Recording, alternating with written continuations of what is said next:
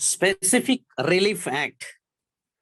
இந்த specific relief act இது 1877 வந்த ஆக்ட். இது அந்த ஆக்ட் முழுமை அடையாததுனால அதன் பிறகு சுதந்திரத்துக்கு பிறகு 2-3 முறை அதுல திருத்தங்கள் கொண்டு வரப்பட்டது. கடைசியாக 1962 வருஷம் ஒரு பில்லு கொண்டு வராங்க சுதந்திரத்துக்கு பிறகு. இந்த ஆக்ட்ல 1923 ஒரு திருத்தம் கொண்டு வரப்பட்டது. பிறகு சுதந்திரத்துக்கு பிறகு 1962 ஒரு மசோதா கொண்டு வராங்க. 9th report of law commission of India, இந்திய சட்ட ஆணையத்தினுடைய 9வது அறிக்கையின் அடிப்படையில் 1827 இருந்த எஸ்ஆர் ஆக்ட், ஸ்பெசிபிக் ரிலீஃப் ஆக்டில் இருந்த குறைகளை எல்லாம் களைய செய்து 13/12/1963 1962 பில்லு பாஸ் பண்றாங்க. அந்த பில்லு 13/12/1963 குடியரசுத் தலைவனுடைய கையொப்பம் பெறப்படுகிறது, அசன்ட் பெறப்படுகிறது. அதை கெசட்ல 16/12/1963 கெசட்ல பப்ளிகேஷன் பண்றாங்க. இந்த சட்டம் எப்பொழுது நடைமுறைக்கு வந்தது என்று சொன்னால் 1st March 1964 this act came into force. அந்த expert committee ministry of law and justice மூலமாக அவங்க ஒரு ரிப்போர்ட் சமர்ப்பிக்கிறாங்க. 26/5/2016 அந்த ரிப்போர்ட்டை பேஸ் பண்ணி 1/8/2018 அன்று குடியரசுத் தலைவர் அதற்கு அசன்ட் கொடுக்கிறார். அன்றைய தினமே கெசட்ல பப்ளிஷ் பண்றாங்க. பப்ளிஷ் பண்ணப்பட்ட அந்த சட்ட திருத்தம் 1/8/2018 அன்று கெசட் 1/10/2018 நடைமுறைப்படுத்தப்படுகிறது.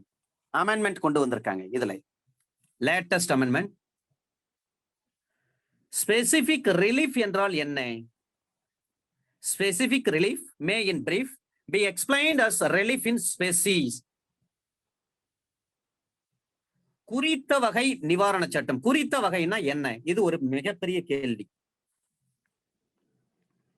குறித்த வகை என்பது ஏவுக்கும் பிக்கும் இடையில் ஒரு ஒப்பந்தம். ஏ சொல்றாரு தனது பிளாட்டை அல்லது தனது வீடை அல்லது தனது நிலத்தை பி என்பவருக்கு 1 லட்சம் ரூபாய்க்கு விற்பதற்கு ஒப்பந்தம் போடுகிறார். என்னுடைய நிலத்தை 1 ஏக்கர் நிலத்தை 1 லட்சம் ரூபாய்க்கு நான் விற்கிறதுக்கு தயாரா இருக்கிறேன். பி என்பவர் பையர், அவர் வாங்கறதுக்கு தயாராயிட்டார். அப்ப அட்வான்ஸா ஒரு 40,000 ரூபாய் கொடுத்துட்டார். 1 லட்சம் ரூபாய் மதிப்புள்ள 1 ஏக்கர் நிலம் 1 லட்சம் ரூபாய் மதிப்புடையது. பி வாங்கறதுக்கு ரெடி ஆகி 40,000 ரூபாய் அட்வான்ஸ் கொடுத்துட்டார். அக்ரிமெண்ட் போட்டாச்சு. அந்த அக்ரிமெண்ட்ல என்ன contents of the agreement is what? ஒரு 6 மாதத்துக்குள்ளாக அல்லது 3 மாதத்துக்குள்ளாக மீதம் இருக்கக்கூடிய தொகையான 60,000 ரூபாயை ஏ பி கிட்ட கொடுத்துட்டு அந்த நிலத்தை கிரயம் பண்ணிக்கணும். அப்ப இதுல குறிப்பாக எதை சொல்லப்பட்டிருக்கிறது?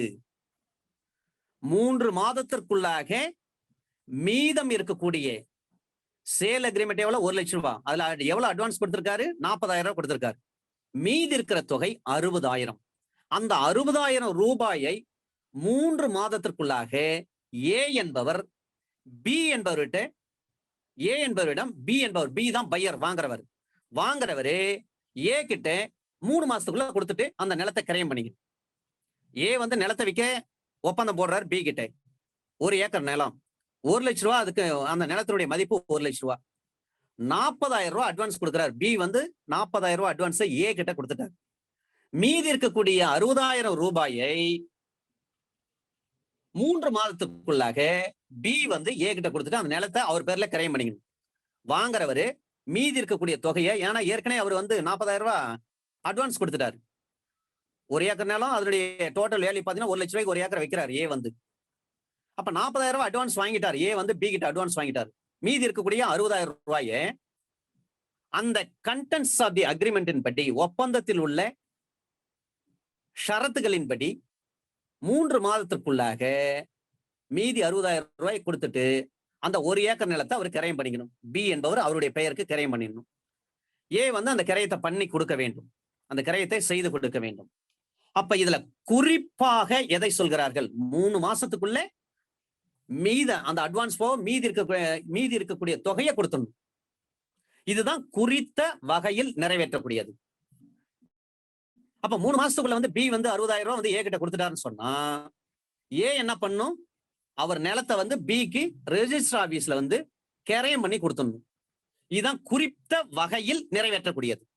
குறிப்பிடுறாங்க, 1 லட்சம் ரூபாய் நிலத்தினுடைய வேல்யூ 1 லட்சம் ரூபாய், அட்வான்ஸ் 40,000 வாங்கிட்டாரு, மீதி 60,000 இருக்கு. 3 மாசம் டைம், ஸ்டிபுலேட்டட் பீரியட் வந்து 3 மாசம். 3 மாசத்துக்குள்ள மீதி இருக்கக்கூடிய ரெஸ்ட் ஆஃப் மணி, அத பேலன்ஸ் சேல் அக்ரிமெண்ட் எவ்வளவுன்னா அந்த 60,000. 60,000 3 மாசத்துக்குள்ள கொடுத்துட்டு பி வந்து ஏவுடைய நிலத்தை வந்து கிரயம் பண்ணிக்கணும். அதற்கு ஏவும் வந்து என்ன பண்ணும்? ரெஜிஸ்டர் ஆபீஸ்ல வந்து ரெஜிஸ்டர் பண்ணி கொடுத்துடணும். பி பேருக்கு A has to be executed the sale deed in favor of B. இதுதான் குறித்த வகையில் நிறைவேற்றி கொடுப்பது. அதுதான் ஸ்பெசிபிக் ரிலீஃப் ஆக்ட். ஒரு குறிப்பிட்ட பீரியடை பிக்ஸ் பண்ணியிருக்காங்க பாருங்க. அந்த பீரியடுக்குள்ளாக மீதம் இருக்கக்கூடிய பணத்தை திருப்பி கொடுத்துட்டாருன்னா பி பேருக்கு ஏ வந்து நிலத்துக்காரர் என்ன பண்ணும்? யாருக்கு விக்கிறேன்னு சொல்லி ஒப்பந்தம் போட்டாரோ அந்த நபர் பேருக்கு கிரையம் எழுதி கொடுத்துடணும் சார். இதுதான் குறித்த வகையில் நிறைவேற்றம் செய்தல். அப்ப இந்த குறித்த வகை நிவாரண சட்டம், குறித்த வகை நிவாரண சட்டம் என்பது ஒரு சேல் அக்ரிமெண்ட்ல சொல்லப்பட்டிருக்கக்கூடிய ஸ்டிபுலேட்டட் பீரியட். அந்த ஸ்டிபுலேட்டட் பீரியடுக்குள்ளாக ஒரு கான்ட்ராக்ட, ஒரு சேல எக்ஸிக்யூட் பண்ணி கொடுக்கணும் சார். இதுதான் ஸ்பெசிபிக் ரிலீஃப். அவர் ஏ வந்து எக்ஸிக்யூட் பண்ணி கொடுக்கலன்னு சொன்னா பி கோர்ட்டுக்கு போயிட்டு கேஸ போடலாம். கேஸ் போட்டு இந்த மாதிரி அக்ரிமெண்ட் போட்டோம், இந்த அக்ரிமெண்ட் படி அவருடைய நிலத்தை வந்து எனக்கு விற்கிறேன்னு சொன்னாருங்க, 1 லட்சம் ரூபாய் நிலத்தினுடைய மதிப்புன்னு சொன்னார், நான் 40,000 ரூபாய் அந்த தேதியிலே கொடுத்துட்டேன், மீதி இருக்கக்கூடிய 60,000 ரூபாயை நான் கொடுப்பதற்கு தயாராக இருந்தேன். அப்ப தயாராக இருக்கின்ற பொழுது ஏ வாங்க மறுத்துட்டாரு. அதனால எனக்கு வந்து ஏ அவருடைய நிலத்தை என் பேருக்கு வந்து கிரயம் பண்ணி கொடுக்க வேண்டும், கிரயம் செய்து கொடுக்க வேண்டும். அதற்கு கோர்ட்டார் அவர்கள் உத்தரவு பிறப்பிக்குமாறு பணிந்து கேட்டுக்கொள்கிறேன். இதுதான் அங்க பிரேயர். இந்த பிரேயரின் அடிப்படையில் தான் இந்த குறித்த வகை நிறைவேற்றம் செயல்படுத்தப்படுகிறது. எனவே இந்த குறித்த வகைனா என்னன்னு நிறைய பேருக்கு கொஞ்சம் கன்ஃபியூஸ் வரும். ஏவுக்கும் பிக்கு இடையில ஒப்பந்தத்தின் அடிப்படையில் 6 மாசத்துக்குள்ள உங்களுடைய பில்டிங்கை நான் வாங்கிக்கிறேன்னு சொல்றாரு. பில்டிங்களுடைய மதிப்பு 1 கோடி ரூபாய், ஒரு 60 லட்சம் ரூபாய் இல்ல ஒரு 50 லட்சம் ரூபாய் அட்வான்ஸ் கொடுத்துட்டாரு. ஒரு 3 மாசத்துக்குள்ள மீதி தொகையை கொடுத்துட்டு உங்க பில்டிங்கை நான் வாங்கிக்கிறேன், இதுதான் ஒப்பந்தம். அப்போ ஒரு டைம் குறிப்பிடுறாங்க பாருங்க. அந்த டைமிங்குள்ள ஒப்பந்தப்படி வாங்குறவர் நடந்து கொண்டாருன்னா, அதாவது மீதி இருக்கக்கூடிய சேல் அக்ரிமெண்ட் அந்த பணத்தை வந்து கொடுத்துட்டாருன்னா ஏ வந்து அந்த பில்டிங் வந்து பி பேருக்கு எழுதி கொடுத்துடணும், அதாவது கிரயம் பண்ணி கொடுத்துடணும். சில பேர் என்ன பண்ணுவாங்க, அவசரத்துக்கு அந்த மாதிரி சேல் அக்ரிமெண்ட் போட்டு பிறகு வந்து கிரயம் பண்ண வரமாட்டாங்க. அந்த நேரத்துல பணம் கொடுத்தாரு இல்லைங்களா வாங்குறவர், பையர், அவர் தானே பர்ச்சேஸ் பண்றதுக்கு he is ready to buy it. அவர் என்ன பண்ணலாம், நீதிமன்றத்துக்கு போயிட்டு வழக்கு போட்டு எனக்கு குறிப்பாக குறித்த வகை நிவாரணத்தின் அடிப்படையில அவருடைய நிலத்தை வந்து அவருடைய பில்டிங்கை என் பேருக்கு கிரயம் பண்ண எதிர்பார்ட்டிக்கு உத்தரவிடுங்க அப்படின்னு சொல்லிட்டு அவர் வழக்கு கொடுப்பது. அப்ப இதுல என்ன கண்டிஷன்ஸ் இருக்கும்? ரெடினஸ் அண்ட் வில்லிங்னஸ் இருக்கணும். ஏன்னா வாங்குறவர் எப்பவுமே ரெடியா இருக்கிறார். அது மட்டும் இல்ல, அவருடைய பார்ட் ஆஃப் தி கான்ட்ராக்ட வந்து அவர் பெர்ஃபார்ம் பண்றதுக்கு, நிறைவேற்றுவதற்கு தயாராக இருக்க வேண்டும். எப்போ? ஒப்பந்தம் போட்டதிலிருந்தே தயாரா இருக்கணும். he has been and still அவர் ஆரம்பத்திலிருந்தே இப்பொழுதும் தயாராக இருக்கணும். இதைதான் நாம் ஒன் பை ஒன்னா பார்க்க போகிறோம். நாம் ஏற்கனவே பார்த்துட்டோம், இருந்தாலும் ஒரு கிளான்ஸ். இந்த ஸ்பெசிபிக் ரிலீஃப் ஆக்டை பொறுத்தவரை 3 லீகல் மேக்ஸிம் இருக்கிறது. அந்த 3 லீகல் மேக்ஸிமம் பாத்தீங்கன்னா இதுல மிக முக்கியமானது 2 லீகல் மேக்ஸிம். விஜிலன்டி பஸ், நான் போர்மென்டி பஸ், ஜூரா சப்வேனியன்ட். விஜிலன்டி பஸ், நான் போர்மென்டி பஸ், ஜூரா சப்வேனியன்ட். இதனுடைய அர்த்தம் என்னவென்று சொன்னால், implying that equity only comes to the aid of the vigilant and not one who slips over his right is yet another principle. Vigilantibus, non-bormentibus, jura subvenient, implying that equity only comes to the aid of the vigilant and not one who slips over his right. இதை நாம் நார்மலா சொல்றோம். ஒருவருக்கு உரிமை இருக்கிறது என்பதற்காக அந்த உரிமையின் மீது அவர் உறங்கிவிடக் கூடாது. இப்ப லேட்டஸ்ட் ஜட்ஜ்மெண்ட் எல்லாம் நிறைய இருக்கிறது. இந்த மாதிரி அக்ரிமெண்ட் போடுறாங்க, ஏவுக்கும் பிக்கு இடையில அக்ரிமெண்ட். அக்ரிமெண்ட் படி 1 லட்சம் ரூபாய் ஒரு வீடு. ஏன் என்ன பண்றாரு, அவருடைய வீட்டை வந்து 1 லட்சம் ரூபாய் விற்கிறதுக்கு பி கிட்ட ஒப்பந்தம் போடுறாரு. ஒப்பந்தம் போட்ட பிறகு அப்பவே அட்வான்ஸ் தொகையா 90,000 இல்ல 95,000 கொடுத்துடுறாங்க. அந்த வீட்டினுடைய மதிப்பு 1 லட்சம் ரூபாய். அதை ஏ வந்து பி கிட்ட விற்கிறாரு. ஆனா 95,000 ரூபாய் கொடுத்துறாரு பணம். மீதி 5,000 ரூபாய் அல்லது 10,000 ரூபாய் அல்லது 75,000 கொடுத்துட்டாருன்னு வச்சுங்க. அட்வான்ஸ் 75,000 ரூபாய் அட்வான்ஸ் கொடுத்துட்டாரு. மீதி இருக்கிறது 25,000 ரூபாய் தான். அந்த 25,000 ரூபாயை ஒரு 3 மாசத்துக்குள்ளாக நான் மீதமுள்ள 25,000 ரூபாய் கொடுத்துட்டு உங்க இடத்த வந்து உங்க வீட்டை நான் வாங்கிக்கிறேன், எனக்கு நீங்க கரையம் பண்ணி கொடுங்கன்னு சொல்லி பி சொல்றாரு. இதுதான் ஒப்பந்தம், சேல் அக்ரிமெண்ட். அதுதான். அதுக்காக ஏன்னா ஏறக்குறைய ஒரு 3/4 பாக தொகை வந்து அங்க கைமாறி விட்டது. மீதி இருக்கிறது சொற்ப தொகை தான், ஒரு 25% அவ்வளவுதான். சேல் அக்ரிமெண்ட் படி ஒரு 3 மாசம், 3 மாசத்துக்குள்ள மீதி தொகையை கொடுத்தாருன்னு சொல்றாரு. 3 மாசத்துல மீதி தொகையை அவர் செலுத்தல. அப்ப அவருக்கு லிமிடேஷன் ஆக்ட் எது பயன்படுது பாருங்க. லிமிடேஷன் ஆக்ட்ல ஆர்டிகல் 54 ஸ்பெசிபிக் பெர்ஃபார்மன்ஸ் சொன்னாவே 54 யூஸ் ஆகுது. 54ல 2 விஷயத்த சொல்லப்பட்டிருக்கு, first limb and second limb. பொதுவாகவே ப்ராமிசரி நோட்டுக்கும் ஸ்பெசிபிக் ரிலீஃப் ஆக்டுக்கும் உள்ள வித்தியாசம் என்னவென்று சொன்னால், promissory note from the date of execution, the execution of the promissory note, அதுல இருந்து period of limitation will be started. ஆனா நீங்க ஸ்பெசிபிக் ரிலீஃப் கேக்குறீங்கன்னு சொன்னா, உங்க ஒப்பந்தத்தில் குறிப்பிடப்பட்டிருக்கக்கூடிய தேதி 3 மாசத்துல மீதி பணத்தை கொடுத்துட்டு நான் கரையம் பண்ணிக்கிறேன்னு சொல்லியிருப்பாரு. அந்த தேதி முடிஞ்சதுல இருந்து 3 வருஷம். ஆனா ப்ராமிசரி நோட் அப்படி கிடையாது. நீங்க என்னைக்கு எழுதி கையெழுத்து போட்டு கொடுக்குறீங்களோ அந்த தேதியில இருந்து ப்ரோ நோட் வந்து 3 வருஷம் வந்து அது ஸ்டார்ட் ஆயிடும். லிமிடேஷன் ஆக்ட் படி அந்த ப்ராமிசரி நோட்லயே ஒரு விஷயம் இருக்கு. இடையில சில பேர் என்ன பண்ணுவாங்க, பணம் கொடுத்துங்க மணி லெண்டர்ஸ், அந்த பாரோகர்கிட்ட இருந்து கொஞ்சம் பணம் அசல் கொஞ்சம் வாங்கியிருக்கலாம் அல்லது வட்டி வாங்கியிருக்கலாம். அதெல்லாம் என்ன பண்ணுவாங்க, அந்த ப்ரோ நோட்ல பின்னாடி எழுதி என்டாஸ்மெண்ட் பண்ணிருப்பாங்க. இந்த 3 வருஷத்துக்குள்ள என்டாஸ்மெண்ட் பண்ணிருப்பாங்க.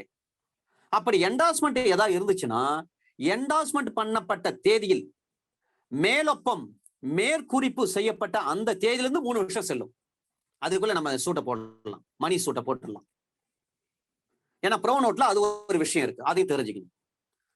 இப்ப இந்த ப்ரோ நோட்டுக்கும் ஸ்பெசிபிக் ரிலீஃப் ஆக்டுக்கும் என்ன விசேஷம்னா, இதுல ஒரு அக்ரிமெண்ட் போடுறீங்க. இதுல சொல்லப்படுறது 6 மாசத்துல வந்து மீதி தொகையை கொடுத்துட்டு நான் வந்து இந்த இடத்த கரையம் பண்ணிக்கிறேன்னு சொல்லியிருப்பீங்க. அல்லது 3 மாசத்துல மீதி தொகையை கொடுத்துட்டு இந்த இடத்த நான் கரையம் பண்றேன்னு சொல்லியிருப்பீங்க. அப்ப அந்த period of limitation, stipulated period, அந்த 3 மாசம் இருக்கு பாருங்க, அல்லது 3 மாசமோ 6 மாசமோ அல்லது 1 வருஷமோ, 1 வருஷத்துக்குள்ள மீதி தொகை கொடுத்து நான் கரையம் பண்ணிக்கிறேன்னு சொல்லியிருப்பாரு. இதான் வார்த்தை அங்க இருக்கும், கண்டென்ட்ஸ் ஆஃப் அக்ரிமெண்ட். அந்த ஸ்டிபுலேட்டட் பீரியட் முடிந்த தினத்திலிருந்து தான் லிமிடேஷன் ஸ்டார்ட் ஆகும். அந்த 3 மாசம் முடிஞ்சா அதுல இருந்து 3 வருஷத்துக்குள்ள நம்ம சூட்டு போடணும். Under article 54 of limitation act 1963. அதுல ஃபர்ஸ்ட் லிம்ப் செகண்ட் லிம்ப் இருக்கு. அத முதல் விஷயம் என்னன்னா, டைம் வந்து அக்ரிமெண்ட்ல கொடுத்திருந்தாங்கன்னா அந்த டைம் முடிஞ்சு அதுல இருந்து 3 வருஷத்துக்குள்ள நம்ம சூட் போடணும். அக்ரிமெண்ட் பீரியட்ல என்ன டைம் கொடுத்திருப்பாங்க? 3 மாசம் நான் கொடுத்துடுறேன் அப்படின்னு வாங்குறவர் சொல்லியிருப்பார். அந்த மாதிரி டைம் சொல்லி இருந்தா அந்த டைம் இதுல இருந்து 3 வருஷத்துல சூட போடணும். சில அக்ரிமெண்ட்ல பாத்தீங்கன்னா டைமே சொல்லி இருக்க மாட்டாங்க. அப்ப டைம் சொல்லாம ஒரு மட்டும் இருக்கும். 3 மாசம் சொல்லிருக்க மாட்டாங்க, 6 மாசம் அல்லது 1 வருஷம் எதுவுமே சொல்லிருக்க மாட்டாங்க. இருக்கும். அந்த நேரத்துல நீங்க ஸ்பெசிபிக் ரிலீஃப் ஆக்ட்ல கேஸ் போடணும், உங்களுக்கு ஸ்பெசிபிக் ரிலீஃப் வேணும் அப்படின்னு சொன்னீங்கன்னா அந்த பையர் அவர் தானே அட்வான்ஸ் கொடுத்துருக்காரு அந்த இடத்த வாங்குறேன்னு சொல்லி, வாங்குறவர் என்ன பண்ணுவார்னா வக்கீல் நோட்டீஸ் கொடுக்கணும். ஸ்டாச்சுட்டரி நோட்டீஸ் வந்து சென்ட் பண்ணி ஆகணும். அதை காசு பண்றாரு. அந்த நோட்டீஸை விக்கிறவர் வெண்டார். அப்ப அந்த செல்லருக்கு ரீச் ஆகுது. செல்லர் அந்த நோட்டீஸை வாங்க மாட்டேன்றார், அவர் மறுக்கிறார். அந்த refusal to receive the statutory notice அந்த தேதியிலிருந்து 3 வருஷத்துக்குள்ள சூட் போடணும். இதுதான் second limb of under article 54 of limitation act. முதல் விஷயம் டே அந்த ஸ்டிபுலேட்டட் பீரியட் குறிப்பிட்டிருந்தாங்கன்னா அந்த பீரியட் முடிஞ்சதுல இருந்து 3 வருஷத்துக்குள்ள நம்ம சூட் போடணும். ரெண்டாவது விஷயம் பீரியடே குறிப்பில்லை. அப்ப எப்ப சூட் போட முடியும்? வாங்குறவரு பர்ச்சேசர் யாரோ அவர் வக்கீல் நோட்டீஸ் அனுப்புறாரு பாருங்க, சட்ட அறிவிப்பு அனுப்புறாரு பாருங்க. அந்த சட்ட அறிவிப்பை விற்பவர் வந்து வாங்க மறுத்து விட்டால் அந்த மறுப்புல இருந்து எப்பொழுது மறுத்தாரோ வாங்க சொல்லிட்டாரோ அந்த தேதியில இருந்து வருஷத்துக்குள்ள சூட் போகணும். இப்போ என்னென்ன விஷயங்கள் இதுக்குள்ளே நடைமுறைப்படுத்துறாங்கன்னா, நாம் டிரான்ஸ்பர் ஆஃப் ப்ராப்பர்ட்டி ஆக்ட்ல அண்டர் செக்ஷன் 53 கேபிட்டல் ஏவை பார்க்கணும், 49 பார்க்க வேண்டும். அதே போல ரெஜிஸ்ட்ரேஷன் ஆக்டை பொறுத்தவரை அண்டர் செக்ஷன் 49 பார்க்க வேண்டும், செக்ஷன் 17 பார்க்க வேண்டும். செக்ஷன் 18 என்ன சொல்லுதுன்னு உங்களுக்கு நார்மலா தெரிஞ்ச விஷயம். அதே போல லிமிடேஷன் ஆக்ட் பொறுத்தவரை அண்டர் செக்ஷன் 54 அண்டர் ஆர்டிகல் 54 பார்க்க வேண்டும். அந்த ஃபர்ஸ்ட் லிம் செகண்ட் லிம் அது நம்ம பார்த்தோம். இந்தியன் கான்ட்ராக்ட் ஆக்டையும் இதில் நம்ம பார்க்க வேண்டும். இப்ப எல்லா ஆக்டுமே இதுல சேர்ந்து வரும். ஸ்பெசிபிக் ரிலீஃப் ஆக்டை பொறுத்தவரை ஸ்பெசிபிக் ரிலீஃப்னா என்ன? ஒப்பந்தத்தில் குறிப்பிடப்பட்டிருக்கக்கூடிய அந்த நிவாரணத்தை எனக்கு குறிப்பாக கிடைக்க வேண்டும். ஒப்பந்தத்துல என்ன சொல்லியிருக்கோம்? ஏவுக்கும் பிக்கும் இடையில கான்ட்ராக்ட். ஏ என்ன சொல்ற, தன்னுடைய நிலத்தை வந்து பி கிட்ட விற்க ரெடி ஆயிட்டாரு. 1 ஏக்கர் நிலம், அதனுடைய வேல்யூபிள் வந்து 10 லட்சம்னு வச்சுங்க. அப்ப they are entering into contract. B அந்த பையர் பர்ச்சேசர் அந்த 10 லட்சம் ரூபாய் நிலத்தை 10 லட்சம் மதிப்புள்ள அந்த நிலத்தை வாங்கறதுக்கு தயாராயிட்டாரு. ஒப்பந்தத்துல ஈடுபடுறாரு. அப்ப அட்வான்ஸா கொடுக்கறாரு. நான் ஒரு 7 லட்சம் ரூபாய் பணம் அல்லது ஒரு 5 லட்சம் ரூபாய் பணம் அட்வான்ஸா வச்சுங்க, மீதி இருக்கக்கூடிய ஒரு 5 லட்சம் ரூபாய் ஒரு 6 மாசத்துல அல்லது 3 மாசத்துக்குள்ளாக நான் கொடுத்து விட்டு உங்க நிலத்தை நான் வாங்கிக்கிறேன். இதுதான் ஒப்பந்தம். அந்த ஒப்பந்தத்தின்படி அந்த 3 மாதத்திற்குள்ளாக அந்த ஒப்பந்தத்தில் குறிப்பிட்டு இருக்கக்கூடிய 3 மாசம், அந்த 3 மாசத்துக்குள்ளாக வாங்குபவர் அந்த மீதம் இருக்கக்கூடிய தொகையை அந்த விற்பவருக்கு கொடுத்துடணும். ஓனர் ஆஃப் த லேண்ட் அவர் தானே விற்க தயாரா இருக்காரு, அவருக்கு மீதி பணத்தை கொடுத்துட்டாருன்னு சொன்னா விற்கிறவர் வந்து ரிஜிஸ்டர்ஸ்ல எழுதி கொடுத்தணும், பிக்கு வாங்குற பேருக்கு கிரையம் பண்ணி கொடுத்தணும். அப்ப இதுல குறிப்பாக எதை சொல்றாங்க? அவருடைய நிலத்தை வாங்குறது குறிப்பா சொல்லப்பட்டிருக்கு. அந்த நிலத்துடைய வேல்யூ குறிப்பா சொல்லப்பட்டிருக்கு 10 லட்சம் ரூபாய். பீரியட குறிப்பா சொல்லியிருக்காங்க. அதே மாதிரி வந்து இவங்க பெர்ஃபார்ம் பண்றாங்க, எக்ஸிக்யூட் பண்ணிட்டாங்க. பெர்ஃபார்ம் பண்ணலாம் தான் நம்ம கோர்ட்டுக்கு போறோம். இதுதான் குறிப்பாக சொல்லப்பட்ட விஷயம். என்னன்னா, அந்த நிலத்தை என் பேரு கிரையம் பண்ணி கொடுக்கணும், நான் வாங்கறதுக்கு தயாரா இருக்கிறேன், ஒப்பந்தம் ஈடுபட்ட காலத்திலிருந்து இப்பொழுது வரையும் தயாரா இருக்கிறேன், பண ரீதியாகவும் விருப்பமாகவும் இருக்கிறேன் அப்படின்னு சொல்லிடும். அப்ப குறிப்பாக இந்த விஷயம் தான் சொல்றாங்க. ரைட். இதுல சொல்லப்பட்டது vigilantibus, non-bormentibus, jura, subvenient. Equity only comes to the aid of the vigilant and not one who slips over his rights. ஒருத்தருக்கு உரிமை இருக்குன்னு சொன்னா அப்படியே நம்ம உரிமை தான், நம்ம சொத்து தான் சொல்லிட்டு அவருமான அமைதியா இருந்துடக்கூடாது. இதைத்தான் கான்ஸ்டிடியூஷன் ஆஃப் இந்தியா 1950 சொல்றாங்க. அண்டர் ஆர்டிகல் 13 இதை பற்றி தான் சொல்றாங்க. Waiver under article 13 clause D, அதாவது சப் கிளாஸ் 4. அடுத்த லீகல் மேக்ஸிம் தான் யுபி ஜஸ் இபி ரெமடியம். யுபி ஜஸ் இபி ரெமடியம் இதனுடைய அர்த்தம் which means there is no wrong without remedy. There is no wrong without remedy. அல்லது where there is right there is remedy. உரிமை எங்கே இருக்கிறதோ அங்கே தீர்வும் இருக்கிறது.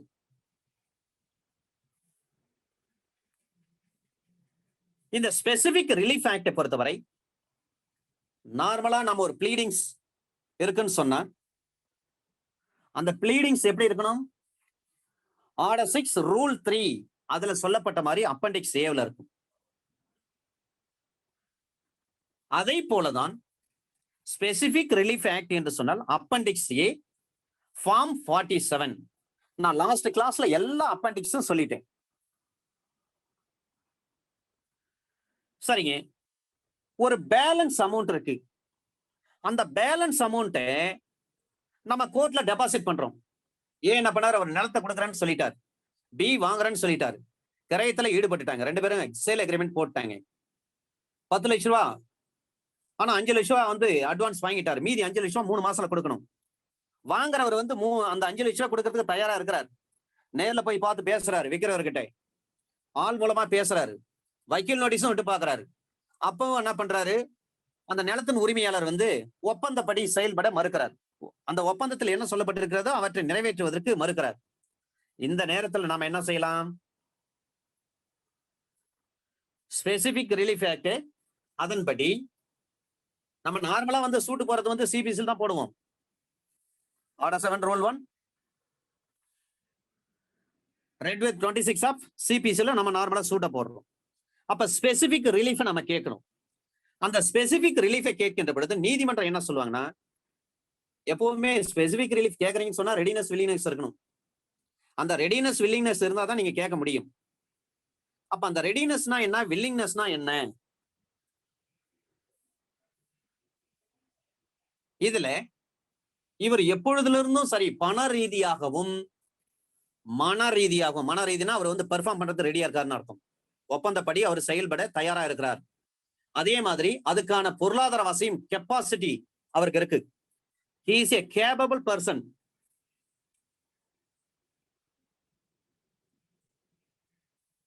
to execute the sale agreement, to give the this much of amount to the vendor அப்படின்னு சொல்லி அவங்க ப்ரூவ் பண்ணணும்.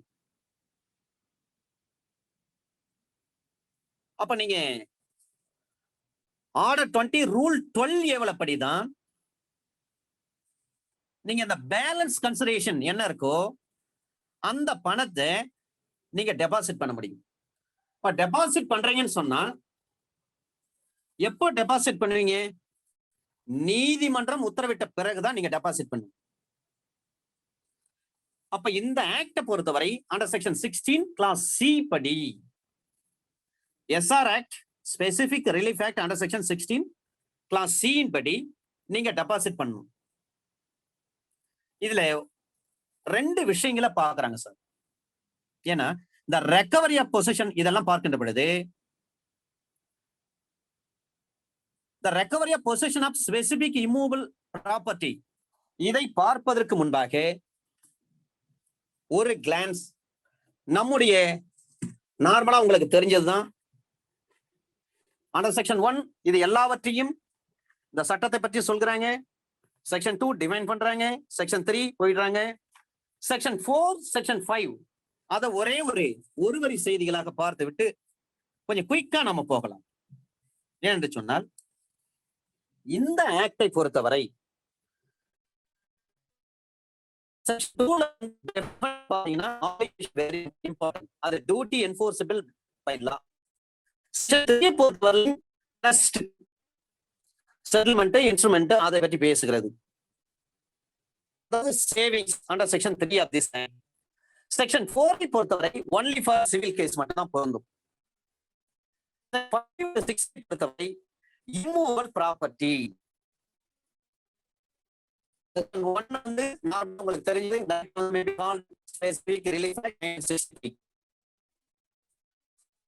எப்பொழுது நடைமுறைக்கு வந்து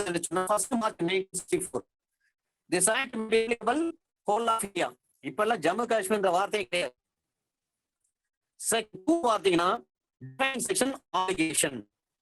application duty enforceable by law. Section 3 பொறுத்து அத செட்டில்மெண்ட் இன்ஸ்ட்ருமெண்ட் அது பொருந்தக்கூடியது. செக்ஷன் 3 சொல்லுவாங்க ஒரே லைன்ல. செக்ஷன் 4 பொறுத்தவரை ஒன்லி இது பொருந்தும். செக்ஷன் 5 பொறுத்தவரை செக்ஷன் 5 and 6 இம்மூவபிள் ப்ராப்பர்ட்டி. அந்த இம்மூவபிள் ப்ராப்பர்ட்டி பற்றி தான் இங்கே சொல்லப்பட்டிருக்கிறது. நார்மலாக நீங்க பார்த்தீங்கன்னா இந்த ஸ்பெசிபிக் ரிலீஃப் ஆக்ட் 7 விஷயங்களாக நாம் பிரித்துக் கொள்கிறோம். ஒன்று, சொத்தினுடைய அசையும் அசையா சொத்துக்கள் அதை வந்து திரும்ப பெறுதல், recovering possession of property. Section 5 8 வரை, செக்ஷன் 5 8 வரை அசையும் அசையா சொத்துக்கள். செக்ஷன் 9 25 வரை ஸ்பெசிபிக் பெர்ஃபார்மன்ஸ் ஆஃப் கான்ட்ராக்ட், குறித்த வகையில் ஒப்பந்தங்களை நிறைவேற்றுதலை பற்றி சொல்கிறது. செக்ஷன் 27 30 வரை ரெசெஷன் ஆஃப் கான்ட்ராக்ட், ஒப்பந்தங்களை நீக்குதல், அதை பற்றி சொல்கிறது. செக்ஷன் 31 33 வரை கேன்சலேஷன் ஆஃப் இன்ஸ்ட்ருமெண்ட்ஸ், ஆவணங்களை ரத்து செய்தல் பற்றி சொல்கிறது. செக்ஷன் 34 35 வரை டெக்ளரேட்டரி டிகிரி, விளம்புகை வகை தீர்ப்பாணைகளை பற்றி சொல்கிறது. செக்ஷன் 36 42 வரை இன்ஜங்ஷன்ஸ் பற்றி சொல்கிறது. 7 வகையாக கிளாஸிஃபை நம்ம பண்ணிக்கிறோம் நம்முடைய வசதிக்காக. அவ்வாறு இருக்கும் பட்சத்தில் செக்ஷன் 4 சொல்லிட்டாங்க. செக்ஷன் 3 சேவிங்ஸ் ட்ரஸ்ட் பத்தி சொல்றாங்க. Section 4 only applicable for civil cases மட்டும்தான். Section 5 and 6 immovable property. அப்ப செக்ஷன் 5 and 6 பொறுத்தவரை எதற்காக செக்ஷன் 4 சிவிலுக்கு தான் பொருந்தும்னு சொல்றாங்கன்னா, ஒரு திருட்டு அல்லது ஒரு கொலை இதை செய்யறதுல இருந்து ஒரு நபருக்கு எதிராக நீங்க இன்ஜங்ஷன் வாங்க முடியுமானா முடியாது. அப்ப இது கிரிமினலுக்கு ஒத்து வராது. ஆனா கிரிமினல்ல ஒரு அவதூறு செய்தியை பரப்ப போறாங்கன்னு சொன்னா அவரு அவதூறு செய்தியை பரப்புவதற்கு எதிராக ஒரு உறுத்து கட்டளை வாங்கலாம். செக்ஷன் 4 படி ரைட். அப்ப 499 500 ஆஃப் ஐபிஎஸ்ல என்ன சொல்றாங்க? டிஃபாமேஷன் பத்தி சொல்றாங்க. ஒருத்தர் உங்களை பற்றி நான் அவதூறான செய்தி வெளியிட போறேன்னு சொல்றான்னா உடனே சிவில் கோர்ட்ல நம்ம என்ன பண்ணலாம்? Section 4 of the SR act படி, ஸ்பெசிபிக் ரிலீஃப் ஆக்ட் படி நாம் ஒரு இன்ஜங்ஷன் வாங்க முடியும். அதனால தான் சொல்றாங்க ஒன்லி ஃபார் சிவில் கேஸ்ன்னு சொல்லிட்டாங்க section 4. Section 5 and 6 immovable property. இப்ப இம்மூவபிள் ப்ராப்பர்ட்டியை பொறுத்தவரை எதையெல்லாம் அசையும், எது எல்லாம் அசையாது. அப்ப இம்மூவபிள் ப்ராப்பர்ட்டி என்ன சொல்றாங்க? நாம் ஏற்கனவே டிரான்ஸ்ஃபர் ஆஃப் ப்ராப்பர்ட்டி ஆக்ட்ல நம்ம படிச்சுட்டு இருக்கோம். Standing timber, growing grass and crops, ஒரு பயிர்களோ புற்களோ நிலத்தில் நின்று கொண்டு இருக்கக்கூடிய ஒரு மரமோ, இதையெல்லாம் மூவபிள். இதே வீட்டினுடைய ஒரு ஜன்னல் இருக்கு, வீட்டினுடைய ஒரு சாளரம், தமிழ்ல சாளரம், அது வீட்டுல நிரந்தரமா பதிக்கப்பட்டு இருந்தா அது இம்மூவபிள் ப்ராப்பர்ட்டி. அதை பிரிச்சு வெளியில எடுத்துட்டா அது மூவபிள் ப்ராப்பர்ட்டி. ஒரு ஃபிஷரி ரைட் இம்மூவபிள் ப்ராப்பர்ட்டி, ஒரு கரண்ட் இம்மூவபிள் ப்ராப்பர்ட்டி, ஒரு மணி இம்மூவபிள் ப்ராப்பர்ட்டி. ஆனால் ஒரு பிக்ஸட் டெபாசிட், ஒரு டிபென்ச்சர்ஸ்,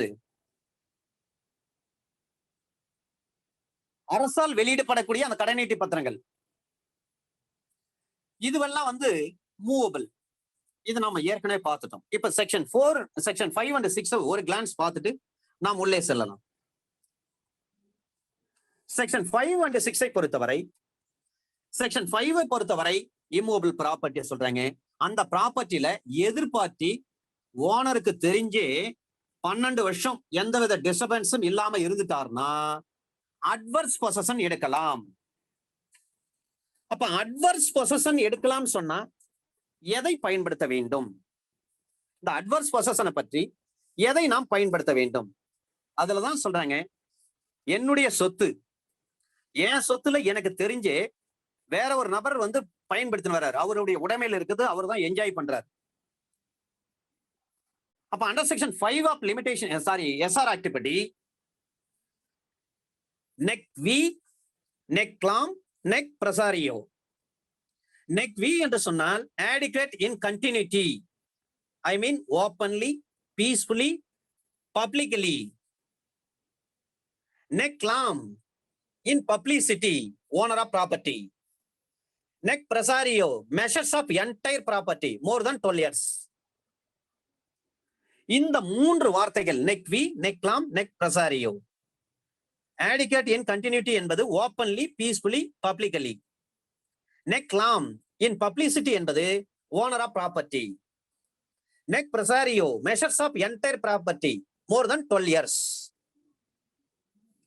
ஒரு தனிநபருக்கு சொந்தமான ஒரு சொத்தாக இருக்கும் பட்சத்தில் அந்த தனிநபருக்கு சொந்தமான சொத்தை எதிர்பார்த்து அந்த சொத்துக்கு சம்பந்தம் இல்லாத, உரிமை இல்லாத ஒரு நபர் தொடர்ந்து 12 வருஷமா அந்த சொத்துல இருக்கிறாருன்னு சொன்னா அவருக்கு அட்வர்ஸ் பொசஷன் வந்துடும். என் சொத்து, ஆனா வேற ஒருத்தர் வந்து அந்த இடத்துல குடும்பம் இருக்கிறாரு, எனக்கு தெரியுது, நான் அவரை வந்து டிஸ்டர்ப் பண்ணல, சுமார் ஒரு 12 வருஷம் வரல இருந்துட்டார், 12 வருஷத்துக்கு மேல இருக்கிறார். இந்த நேரத்துல நான் அவரை போயிட்டு நீங்க சொத்தை விட்டு வெளியேறுங்க, சொத்து என் சொத்து, டைட்டில் டீடு என் பேர்ல இருக்கு அப்படின்னு சொன்னா அங்கே குடியிருக்கிறார் பாருங்க, அவரு அட்வர்ஸ் பொசஷன் கேட்கலாம். நான் 12 வருஷமா இந்த இடத்துல இருந்துட்டேன், சொத்தினுடைய உரிமையாளர் அவர் தான், அது எனக்கு தெரியும், ஆனா அவர் எந்த டிஸ்டர்பன்ஸும் பண்ணல, நான் 12 வருஷமா நான் தான் அந்த இடத்துல குடியிருக்கிறேன், எனவே எனக்கு எதிர்நிலை உடைமை எனக்கு வந்து அடைஞ்சிருச்சு. அட்வர்ஸ் பொசஷன், எதிர்கரைன்னு சொல்லுவாங்க சில பேர், எதிர்நிலை சித்தித்து விட்டதுன்னு சொல்லுவாங்க. அட்வர்ஸ் பொசஷன் வந்துருச்சுன்னு சொல்லிட்டு அவர் கிளைம் பண்ணலாம். அப்ப அட்வர்ஸ் பொசஷனை பொறுத்தவரை 12 வருஷம் வேற ஒருத்தருடைய சொத்துல உரிமை இல்லாத நபர் தொடர்ந்து 12 வருஷம் இருக்கிறார், ஆனா சொத்தினுடைய உரிமையாளருக்கு தெரியுது, ஆனா அவர் அந்த 12 வருஷமா எந்த டிஸ்டர்பன்ஸ் பண்ணல, ஐ மீன் அவரை வந்து அந்த சொத்தை விட்டு வெளியே போங்கன்னு சொல்லல. 12 வருஷம் தொடர்ந்து அனுபவிச்சதுனால சொத்து அவருக்கு உரிமையாகும். யாருக்கு? எதிர்பார்ட்டிக்கு. இதே கவர்மெண்ட் சொத்தா இருந்தா 30 வருஷம். 30 வருஷம் கவர்மெண்ட்டுக்கு சொந்தமான ஒரு இடத்துல நம்ம அனுபவிச்சுட்டு வரோம். அப்ப கவர்மெண்ட் 30 வருஷம் கழிச்சு அந்த இடத்த வந்து நீங்க வந்து வெக்கேட் பண்ணுங்க அப்படின்னு சொன்னாங்கன்னா பண்ண முடியாதுன்னு சொல்லிட்டு நம்ம அட்வர்ஸ் பொசஷன் எனக்கு வந்துருச்சுன்னு சொல்லிட்டு நம்ம என்ன பண்ணலாம்? கேஸ் போட முடியும். அப்ப செக்ஷன் 5 இதை பற்றி தான் சொல்கிறது. சரிங்க, செக்ஷன் 6 எதை பற்றி சொல்கிறது? செக்ஷன் 6 பொறுத்தவரை இந்த டெனன்ட் எல்லாம் இருக்காங்க பாருங்க, அவங்களுக்கு பொருந்தக்கூடியது. ஏன்னா சொத்துடைய உரிமை அவங்க கிட்ட இருக்காது. ஓனர் என்ன பண்றாரு? இவரை வாடகைக்கு விடுறாரு அவர் வீட்டை. இப்ப டெனன்ட் வந்து வாடகைக்கு இருக்கிறாங்க, வாடகை பீரியட் முடிஞ்சு போச்சு. முடிஞ்சிட்ட பிறகு டெனன்ட் ஆட்டோமேட்டிக்கா வெக்கேட் பண்ணணும். பண்ணாம அவரு வாடகை இருக்கிறாரு, வாடகை பணமும் கொடுக்கல. இப்ப அந்த வீட்டு ஓனர் என்ன பண்றாங்க? இருக்கிற பண்ட பாத்திரம் எல்லாவற்றையும் என்ன பண்றாங்க? ஜாமான் செட்டாலும் தூக்கி வெளியில போட்டு வெளியே போங்கன்னு சொல்லி ஃபோர்ஸ் பண்ணி வெளியேற்றிட்டார். அப்ப அந்த டெனன்ட்டுக்கு சட்டப்படி என்ன உரிமை இருக்கிறதுன்னு சொன்னா, பீரியட் லீஸ் பீரியட் முடிஞ்சு போச்சு. லீஸ் பீரியட் முடிஞ்சும் அதே இடத்துல அவர் வந்து குடும்பம் இருந்துட்டு இருக்காரு, அனுபவிச்சுன்னு இருக்காரு. அல்லது ஒரு நிலத்தை வந்து லீஸ் பீரியட் முடிஞ்சு அந்த நிலத்தை பயிர் செஞ்சுட்டே இருக்காரு. நிலத்தினுடைய உரிமையாளர் என்ன பண்றாரு? குத்தகை பீரியட் முடிஞ்சு போச்சு, டெனன்சி பீரியட் முடிஞ்சு போச்சு, நீங்க வெளியே போங்கன்னு சொல்லி ஃபோர்ஸா வந்து வெளியே தள்ளிட்டாருன்னு சொன்னா, அவரை எவிக்ஷன் பண்ணிட்டாருன்னு சொன்னா அந்த நபர் என்ன பண்ணலாம்? கோர்ட்டு போயிட்டு கேஸ் போடலாம். அதுக்கு பீரியட் கொடுத்திருக்காங்க. எப்படி செக்ஷன் 5க்கு வந்து பீரியட் ஆஃப் லிமிடேஷன் 12 இயர்ஸ் பிரைவேட்டா இருந்தால், இண்டிவிஜுவலுக்கு 12 இயர்ஸ், கவர்மெண்டா இருந்தா 30 இயர்ஸ் சொல்றாங்களோ, அதை போல இந்த டெனன்ட் இருக்காரு அவருக்கு, அல்லது அந்த லெஸ்ஸி இருக்கிறாரு அவருக்கு பீரியட் ஆஃப் லிமிடேஷன் பாத்தீங்கன்னா from the date of dispossession, அவர் டிஸ்பொசஸ் பண்ண தேதியிலிருந்து, அவரை வலுக்கட்டாயமா ஃபோர்ஸ் பண்ணி அந்த இடத்துல இருந்து அவர் அப்புறப்படுத்திய தேதியிலிருந்து 6 மாசத்துக்குள்ள அவர் கேஸ் போடணும். அந்த செக்ஷன் 6க்கு 6 மந்த். அந்த ஓனருக்கு சொந்தமான வீட்டுல தான் நான் குடியிருக்கிறேன், அது நான் இல்லைன்னு சொல்ல. அந்த வாடகை பீரியட் முடிஞ்சு போச்சு, அதையும் மீறி நான் குடியிருக்கிறேன். அப்ப ஓனர் என்ன செய்யணும்? முறையா வக்கீல் நோட்டீஸ் விட்டு சட்டப்படி என்ன வெளியேற்றணும்.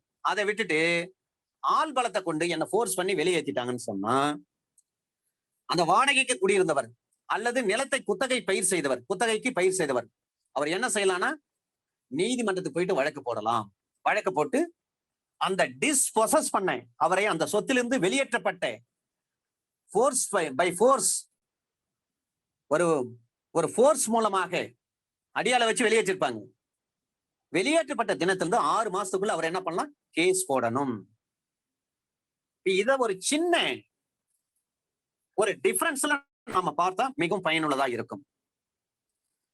செக்ஷன் 5ல கேஸ் போட்டார்னா அது நீண்ட காலம் ஆகும். ஆனா செக்ஷன் 6ல வந்து ஒருத்தர் கேஸ் போடுறாருன்னு சொன்னா அது சம்மரி ப்ரொசீஜரை ஃபாலோ பண்ணணும்.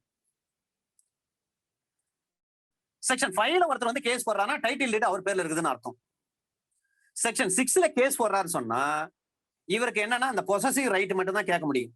டிஸ்பொசஸ் பண்ணிட்டாங்க, அது சட்டப்படி தப்பு, எனக்கு வக்கீல் நோட்டீஸ் கொடுக்கல, அடியால வச்சு என்ன வெளியேற்றிட்டாங்க, வீட்டுல இருந்து வெளியேற்றிட்டாங்க அல்லது நிலத்துல இருந்து வெளியேற்றிட்டாங்க, எனவே நான் வழக்கு போடுறேன் அப்படின்னு செக்ஷன் 6ல நாம வந்து கேஸ் போட முடியும். அப்ப ரெண்டுக்கும் பீரியட் ஆஃப் லிமிடேஷன் பாத்தீங்கன்னா செக்ஷன் 5 பொறுத்தவரை 12 years period of limitation, section 6 பொறுத்தவரை 6 மாதங்கள் பீரியட் ஆஃப் லிமிடேஷன். செக்ஷன் 5ல ஒருத்தர் வந்து கேஸ் போடுறாரு. 5ல கேஸ் போடுறாருன்னா அவர் தான் ஓனர் ஆஃப் த ப்ராப்பர்ட்டியா இருப்பார், டைட்டில் டீட் அவர் பேர்ல இருக்கும். All the revenue record stands in the name of பிளைன்டிஃபா இருக்கும். அவர் செக்ஷன் 5ல கேஸ் போட்டு தோத்துட்டாருன்னு சொன்னா செக்ஷன் 6 படி மீண்டும் கேஸ் போட முடியாது. ஏன்னா ஒரு சொத்தின் மீது டைட்டில் இருக்குதுன்னு சொல்லி தான் கேஸ் போடுறாரு. அந்த கேஸ்ல அவர் தோத்துட்டார்.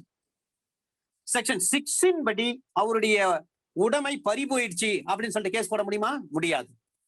ஆனால் செக்ஷன் 6 படி ஒருத்தர் வந்து ஒரு கேஸ் போட்டு நிவாரணம் கேட்கிறார், அதுல அவரு தோத்து போயிட்டாருன்னு சொன்னா செக்ஷன் 5 படி அவர் வழக்கு போடுவதற்கு உரிமை இருக்கிறது.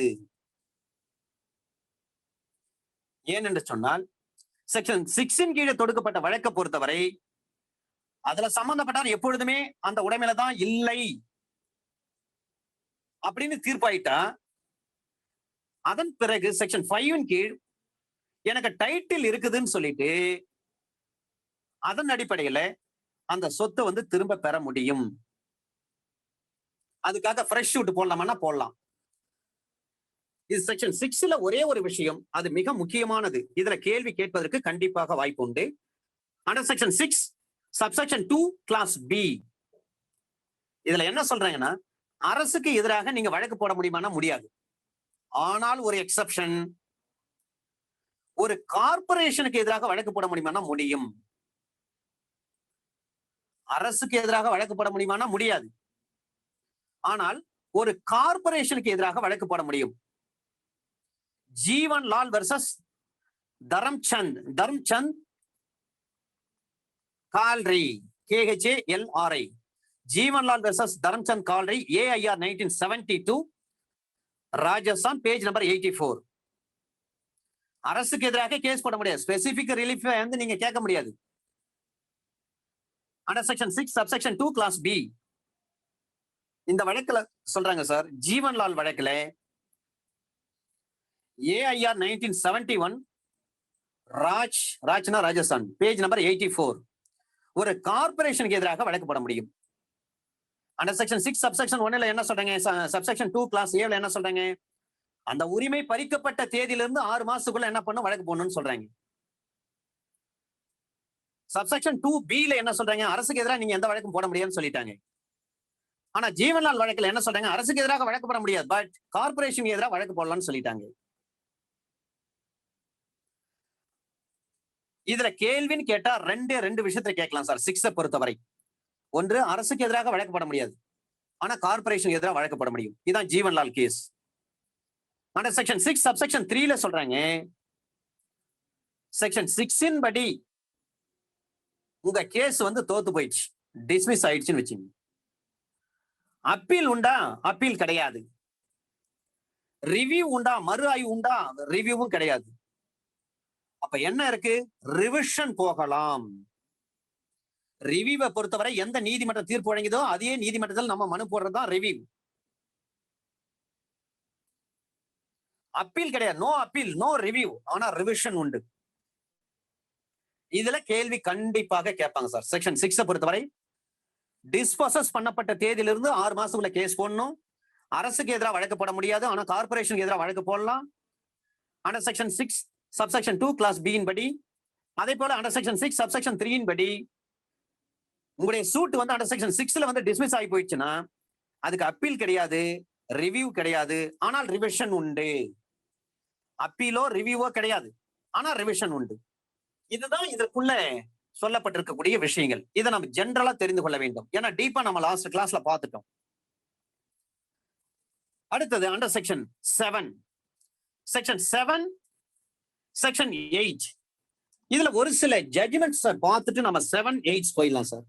ஒரு சில ஜட்ஜ்மெண்ட்ஸ் பாத்தீங்கன்னா இதுல 2 விஷயங்களை தீர்மானிக்கிறாங்க. the possession implies corpus, இன்னொன்னு animus.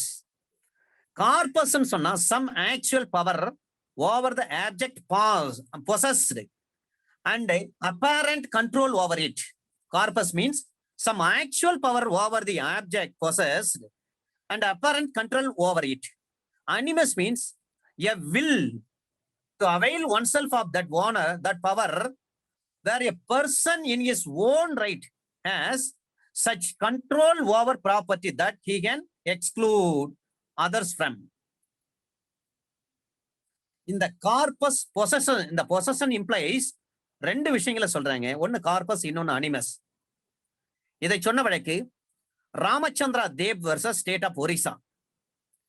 ராமச்சந்திரா தேப், DEB தேப், ராமச்சந்திரா தேப்னு கூட வச்சுங்க. Ramachandra Deb versus state of Orissa, AIR 1957 Orissa, page number 80.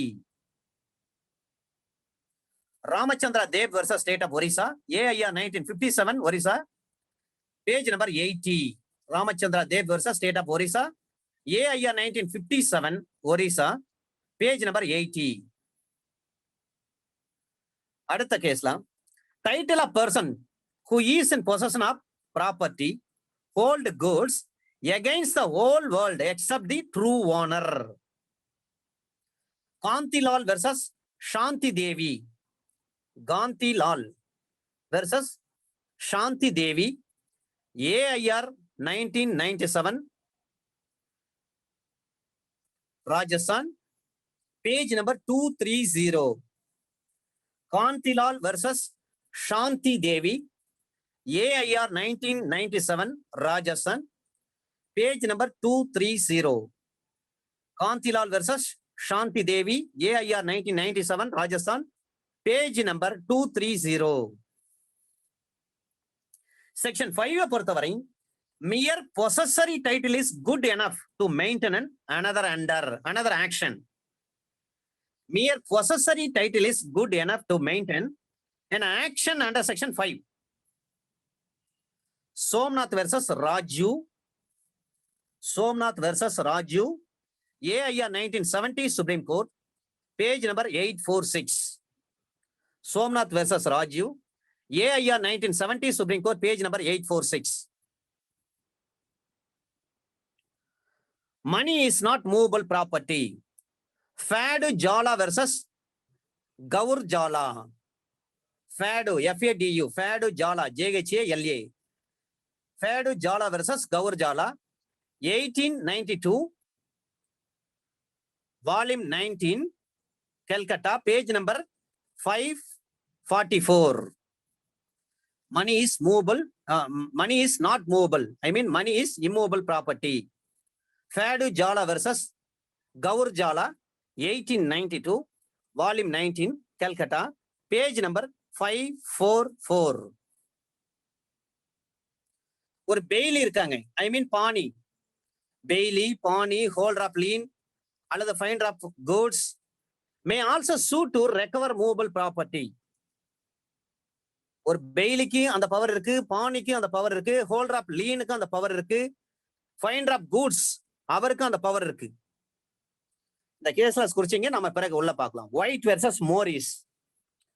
White, WHIT, White versus Morris, MORRIS, 1852 volume 21 LJC, இந்த ஜேர்னல் பேரு எல்ஜேசி, பேஜ் நம்பர் 185.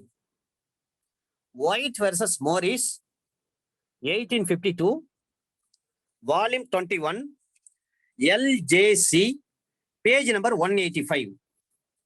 டெய்லிக்கோ ஒரு பானிக்கோ அல்லது ஹோல்டர் ஆஃப் லீனுக்கோ or finder of lost goods அவருக்கோ வழக்கு போட்டு அந்த மூவபிள் ப்ராப்பர்ட்டியை ரெக்கவர் பண்ணலாம். இதை பிறகு பார்க்கலாம். ரைட். இப்ப செக்ஷன் 5 இந்த ஆக்ட பொறுத்தவரை இந்த 1963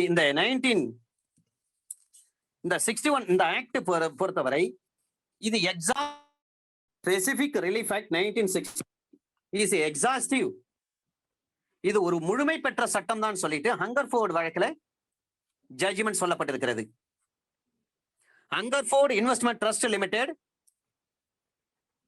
வெர்சஸ் ஹரிதாஸ் முந்த்ரா, இது AIR 1972 supreme court, page number 1826.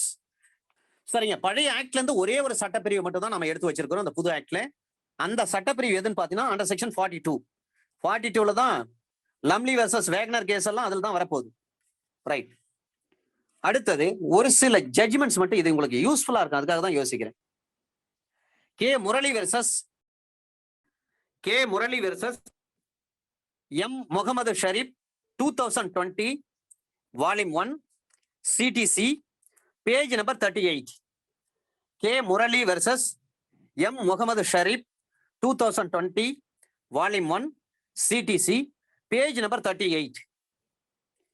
இந்த வழக்குல சொல்றாங்க sir, when there is an obvious attempt to overcome limitation, court has to examine question of limitation. When pleadings establish that the plaintiff was not ready and willing to perform the terms of agreement of sale within stipulated time, mere pleading without mentioning in the cause of action about an illegal oral extension of time would not save limitation. There is a marked difference between cause of action and the starting point of limitation. K Murali versus Mohammed Sharif. இப்ப plaintiff வந்து readiness willingness சொன்னா அவர் வந்து கண்டிப்பா வந்து readiness willingness perform பண்ணணும். Perform பண்ணாம அவர் மட்டும் suit போட்டு இல்லைங்க டைம் வந்து அது முடிஞ்சு போச்சு, நான் வந்து வாய்மொழி அவர்கிட்ட கேட்டுட்டேன், அவர் வந்து சரின்னு சொல்லிட்டாரு, அதனால தான் சூட் போட்டேன்னு சொன்னா ஸ்பெசிபிக் பெர்ஃபார்மன்ஸ் அவர் கிடைக்காது. இது 2020ல வந்த இன்னொரு பெஸ்டான வழக்கு. இது நம்மளுக்கு யூஸ்ஃபுல்லானது. ஏன்னா ஸ்பெசிபிக் பெர்ஃபார்மன்ஸ் சொன்னாவே அண்டர் ஆர்டிகல் நம்ம லிமிடேஷன்ல பாத்தீங்கன்னா 54 தான் நினைச்சிட்டு இருப்போம். ஆனா இந்த சூட்ல எதை வந்து சுப்ரீம் கோர்ட் கையில் எடுக்கிறாங்கன்னு பாருங்க. Undavalli Ratna Manikyam and another, Undavalli VUNDAVALLI, Undavalli Ratna Manikyam and another versus VPPR, அவருடைய இனிஷியல் பாருங்க, VPPRN Prasad Rao,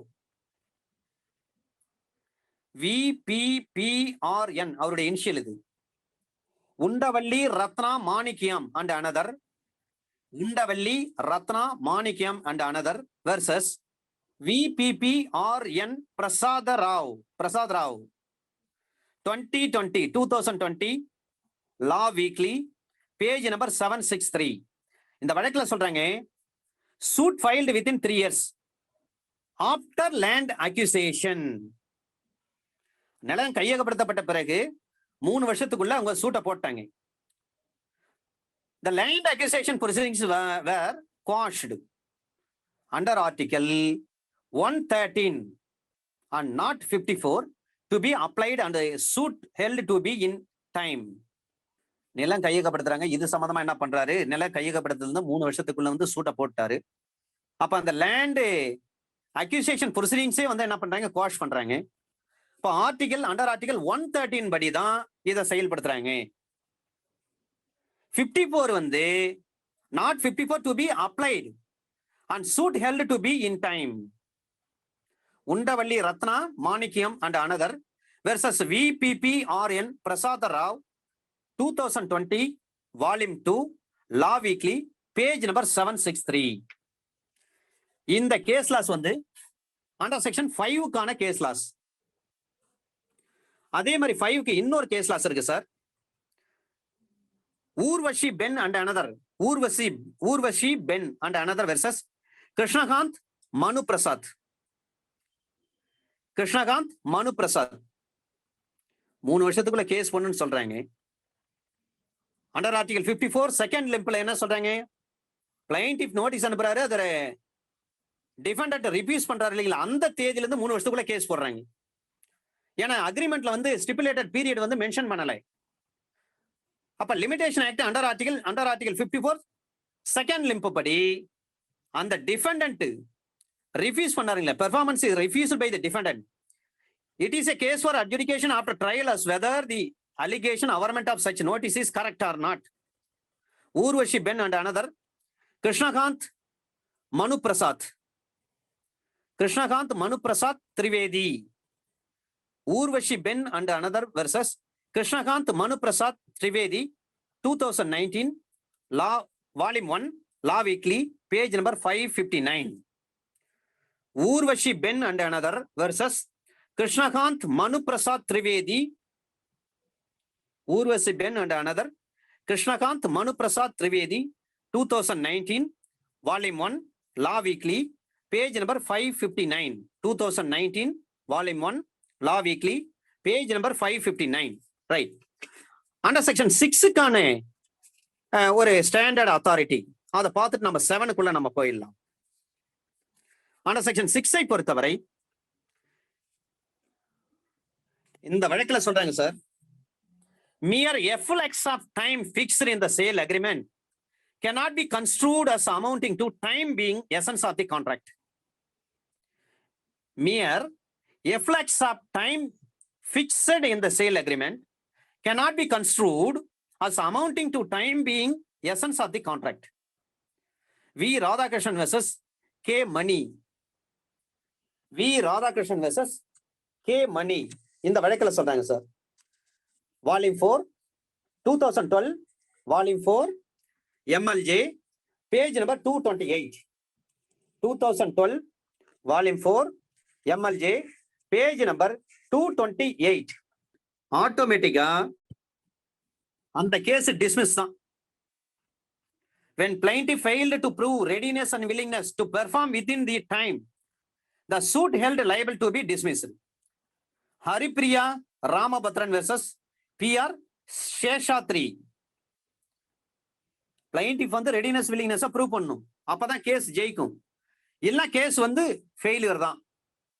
Haripriya Ramabhadran versus PR Sheshatri 2001 இந்த வழக்கில் சொல்றாங்க சார். இப்ப நம்ம இந்த அண்டர் செக்ஷன் 6ல சொல்லப்பட்டிருக்கக்கூடிய ஒரு முக்கியமான வழக்கு இதுதான். We are entering into under section 7. Section 1 பொறுத்தவரையிலும் இந்த சட்டத்தினுடைய பெயர் கமென்ஸ்மெண்ட் அதை சொல்லியிருக்காங்க. செக்ஷன் 2 ஆப்ளிகேஷன் டிஃபைனிங் செக்ஷன் சொல்லியிருக்காங்க. செக்ஷன் 3 சேவிங்ஸ் அது ட்ரஸ்ட்டுக்கு பொருந்தும். செக்ஷன் 4 வந்து சிவில் கேஸ் தான் இது போட முடியும். செக்ஷன் 5 அண்ட் 6 பொறுத்தவரை 5 பொறுத்தவரை டைட்டில் ஓனர் 12 வருஷத்துக்குள்ள சூட்ட போடணும். செக்ஷன் 6 பொறுத்தவரையும் அந்த பொசசிவ் ரைட் கேட்கிறாரு பாருங்க, குடியிருக்கிறாரு அல்லது நிலத்தை குத்தகைக்கு பயிர் செஞ்சிருக்காரு, அவர் வந்து டிஸ்போசஸ் பண்ணப்பட்ட தேதியிலிருந்து 6 மாசத்துக்குள்ள சூட்ட போடணும். அந்த சூட்டு டிஸ்மிஸ் ஆயிடுச்சுன்னா ரிவிஷன் பெட்டிஷன் போட முடியாது, ரிவ்யூ பெட்டிஷன் போட முடியாது, அப்பீல் போக முடியாது, ஆனா ரிவிஷன் மட்டும் தான் போக முடியும். இதுவரை நாம் பார்த்திருக்கிறோம். Under section 6 subsection 2 clause B படி கவர்மெண்ட்டுக்கு எதிர்ப்பா கேஸ் போட முடியாது, ஆனா கார்பரேஷனுக்கு எதிர்ப்பா கேஸ் போடலாம்.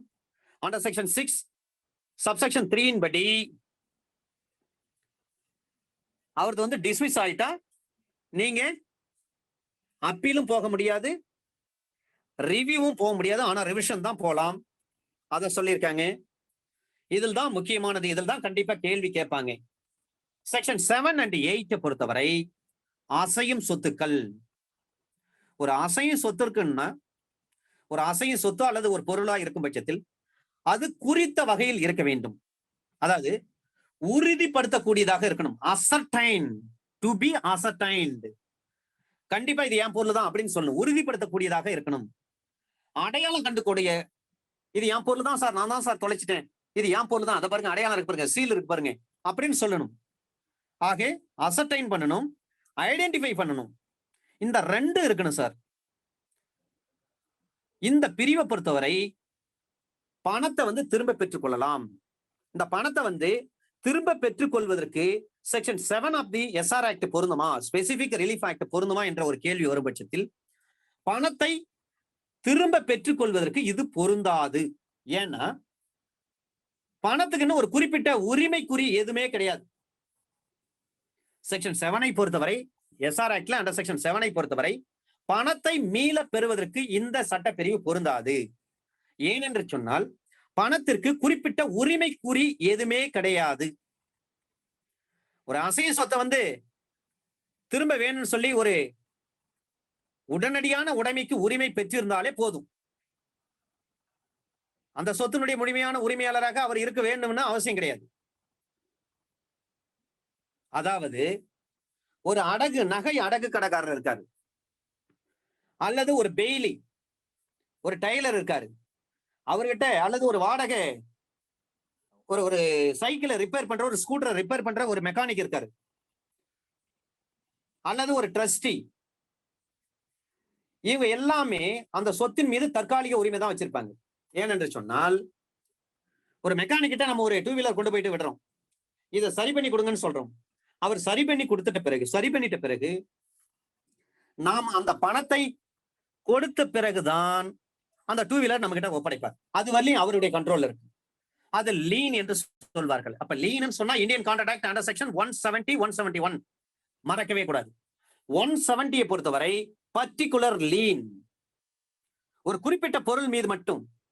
ஒரு ரேர் பீஸ் ஆஃப் டைமண்ட் இருக்கு, அது வந்து சந்தையில வந்து ஈஸிலி நாட் அவைலபிள். ஒரு கோகினூர் வைரம் வந்து சீக்கிரமா வந்து ஒரு மார்க்கெட்ல கிடைக்காது. அப்ப அது சம்பந்தமா வந்து ஒரு சேல் அக்ரிமெண்ட் போட்டாரு. ஒரு வைர வியாபாரியை அவர்கிட்ட வந்து நம்ம ஒரு சேல் அக்ரிமெண்ட் போடுறோம். இந்த மாதிரி இந்த கோகினூர் டைமண்ட் வந்து எனக்கு வேணுங்க, எவ்வளவுங்க அந்த டைமண்ட்? அது 1 கோடி ரூபாங்க. சரிங்க, இந்தாங்க 50 லட்சம் அட்வான்ஸ் வச்சுங்க, எனக்கு 1 மாசத்துல அந்த டைமண்ட் வேணும்னு சொல்லிட்டு ஒரு அக்ரிமெண்ட் போட்டோம். அந்த கோகினூர் வைரத்தை வந்து அவர் வந்து அந்த டைமண்ட் செல்லர், அந்த டைமண்ட் விற்கிற அந்த கடைக்காரரு நமக்கு அந்த 1 மாசத்துல தர முடியல. அப்ப நாம என்ன பண்ண முடியும்? கோர்ட்ல கேஸ் போட முடியுமானா கண்டிப்பா முடியும். அந்த ஒரே ஒரு எக்ஸெப்ஷன் இருக்கு. ஏன்னா ரேர் பீஸா இருக்கணும், இட் இஸ் நாட் ஈஸிலி அப்டைனபிளா இருக்கணும். எளிமையா வந்து அது சாதாரணமா வந்து மார்க்கெட்ல கிடைக்கக்கூடிய ஒரு பொருளா இருக்கக்கூடாது, ரேர் பீஸா இருக்கணும். இந்த ரேர் உடனே உங்களுக்கு பஜான் சிங் வழக்கு வரணும் ஐபிஎஸ்ல. ரேரஸ்ட் ஆஃப் இன் ரேர் கேசஸ்ல மட்டும்தான் கேபிட்டல் பனிஷ்மெண்ட் கொடுக்க முடியும், தூக்கு தண்டனை கொடுக்க முடியும். பஜான் சிங் அந்த கேஸ் உங்களுக்கு ஞாபகம் வரணும். அப்ப செக்ஷன் 7ல இந்த ஸ்பெசிபிக் ரிலீஃப் ஆக்ட் படி ஒரு ரேர் பீஸ் இருந்துச்சுன்னா கேஸ் போட்டு நம்ம வாங்கலாம். இந்த மாதிரி இந்த வைர வியாபாரி கிட்ட நான் வந்து 1 கோடி ரூபான்னு சொன்னாரு, அது கோகினூர் வைரம், rare piece, it is not easily obtainable in the market. ஆனா அக்ரிமெண்ட் படி நான் வந்து 50 லட்சம் அவர்கிட்ட கொடுத்துட்டேன், 1 மாசத்துல மீதி 50 லட்சம் ரூபாய் கொடுத்துட்ட பிறகு எனக்கு கோகினூர் வைரத்தை தரேன்னு சொல்லிட்டு அக்ரிமெண்ட்ல ஒத்துக்கினார் அவரு. இப்ப மீதி 50 லட்சம் ரூபாய் கொடுக்க போறேன், ஆனா அதை வாங்க மாட்டாரு, வைரத்தை அந்த கோகினூர் வைரத்தையும் எனக்கு தர மாட்டாருங்க. எனவே கோர்ட்டாராகிய நீங்கள் எதிர்பார்ட்டிக்கு உத்தரவிட்டு அந்த கோகினூர் வைரத்தை என்கிட்ட கொடுக்க சொல்லுங்க, அந்த rest of the balance sale consideration வந்து I am ready to deposit அப்படின்னு சொல்லிட்டு நம்ம என்ன பண்ணணும், நீதிமன்றத்துல நம்முடைய பார்ட் ஆஃப் தி அந்த கான்ட்ராக்டை நம்ம பெர்ஃபார்ம் பண்றதுக்கு தயாரா இருக்கிறேன் அப்படின்னு சொல்லி ப்ரூவ் பண்ணா போதும். ரெடினஸ் வில்லிங்னஸ் இருக்கணும். பணம் இருக்குது, நான் தயாரா இருக்கிறேன், ஒப்பந்தம் ஈடுபட்ட காலத்துல இருந்து இப்போ வரையும் நான் தயாரா இருக்கிறேன். ஸ்பெசிபிக்கா என்ன சொல்றாங்க, ஸ்பெசிபிக் ரிலீஃப்னா என்ன, குறிப்பிட்ட நிவாரணம் என்பது என்ன, எனக்கு அந்த கோகினூர் வைரம் வரணும், அதுதான் குறிப்பிட்ட நிவாரணம். ஸ்பெசிபிக் ரிலீஃப் என்பது அந்த கோகினூர் வைரம் எனக்கு வர வேண்டும் ஒப்பந்தப்படி, அதுதான் வந்து ஸ்பெசிபிக் ரிலீஃப். சரிங்க, இந்த நகை கடைக்காரங்க இருக்காங்க, அடவு பிடிக்கிறாங்க, அல்லது ஒரு டைலரோ ஒரு மெக்கானிக்கோ இருக்காரு, நம்ம ஒரு சட்டையை கொடுக்குறோம் டைலர் கிட்ட, அந்த துணியை வந்து அவர் சட்டையாக தைத்து தர வேண்டும் நமக்கு. அப்ப அதுக்கு நம்ம பணம் கொடுத்த பிறகுதான் அந்த சட்டையை நம்ம கிட்ட அந்த டைலர் கொடுக்க முடியும். இல்லைன்னா அது வரையும் அந்த டைலர் என்ன பண்ணிக்கலாம், ரீடைன் பண்ணி வச்சுக்கலாம். அதே போலவே ஒரு மெக்கானிக் கிட்ட நம்ம ஒரு வண்டியை விடுறோம், 2 வீலர் விடுறோம், ரிப்பேர் பண்ணி கொடுக்க சொல்றோம், ரிப்பேர் பண்ணிட்டார் மெக்கானிக், அவருக்கு சார்ஜ் நம்ம பணம் கொடுக்கணும். அந்த சர்வீஸ் சார்ஜ் கொடுக்குற வரலையும் அந்த வண்டி அவரே ரீட்டர்ன் பண்ணி வச்சுக்கலாம். அதுக்கு பேர் என்னது? பெயில்மெண்ட், அதாவது லீன். இதை பற்றி இந்தியன் கான்ட்ராக்ட் ஆக்ட்ல அண்டர் செக்ஷன் 170 சொல்றாங்க பர்டிகுலர் லீன் சொல்றாங்க. பர்டிகுலர் லீனை பொறுத்தவரை ரேர் பீஸ் அதுக்கு தான் பொருந்தும். இங்க செக்ஷன் 7ல நம்ம கொண்டு வந்து இதை வந்து நம்ம அப்ளை பண்ணி பார்க்கலாம். அட் த சேம் டைம்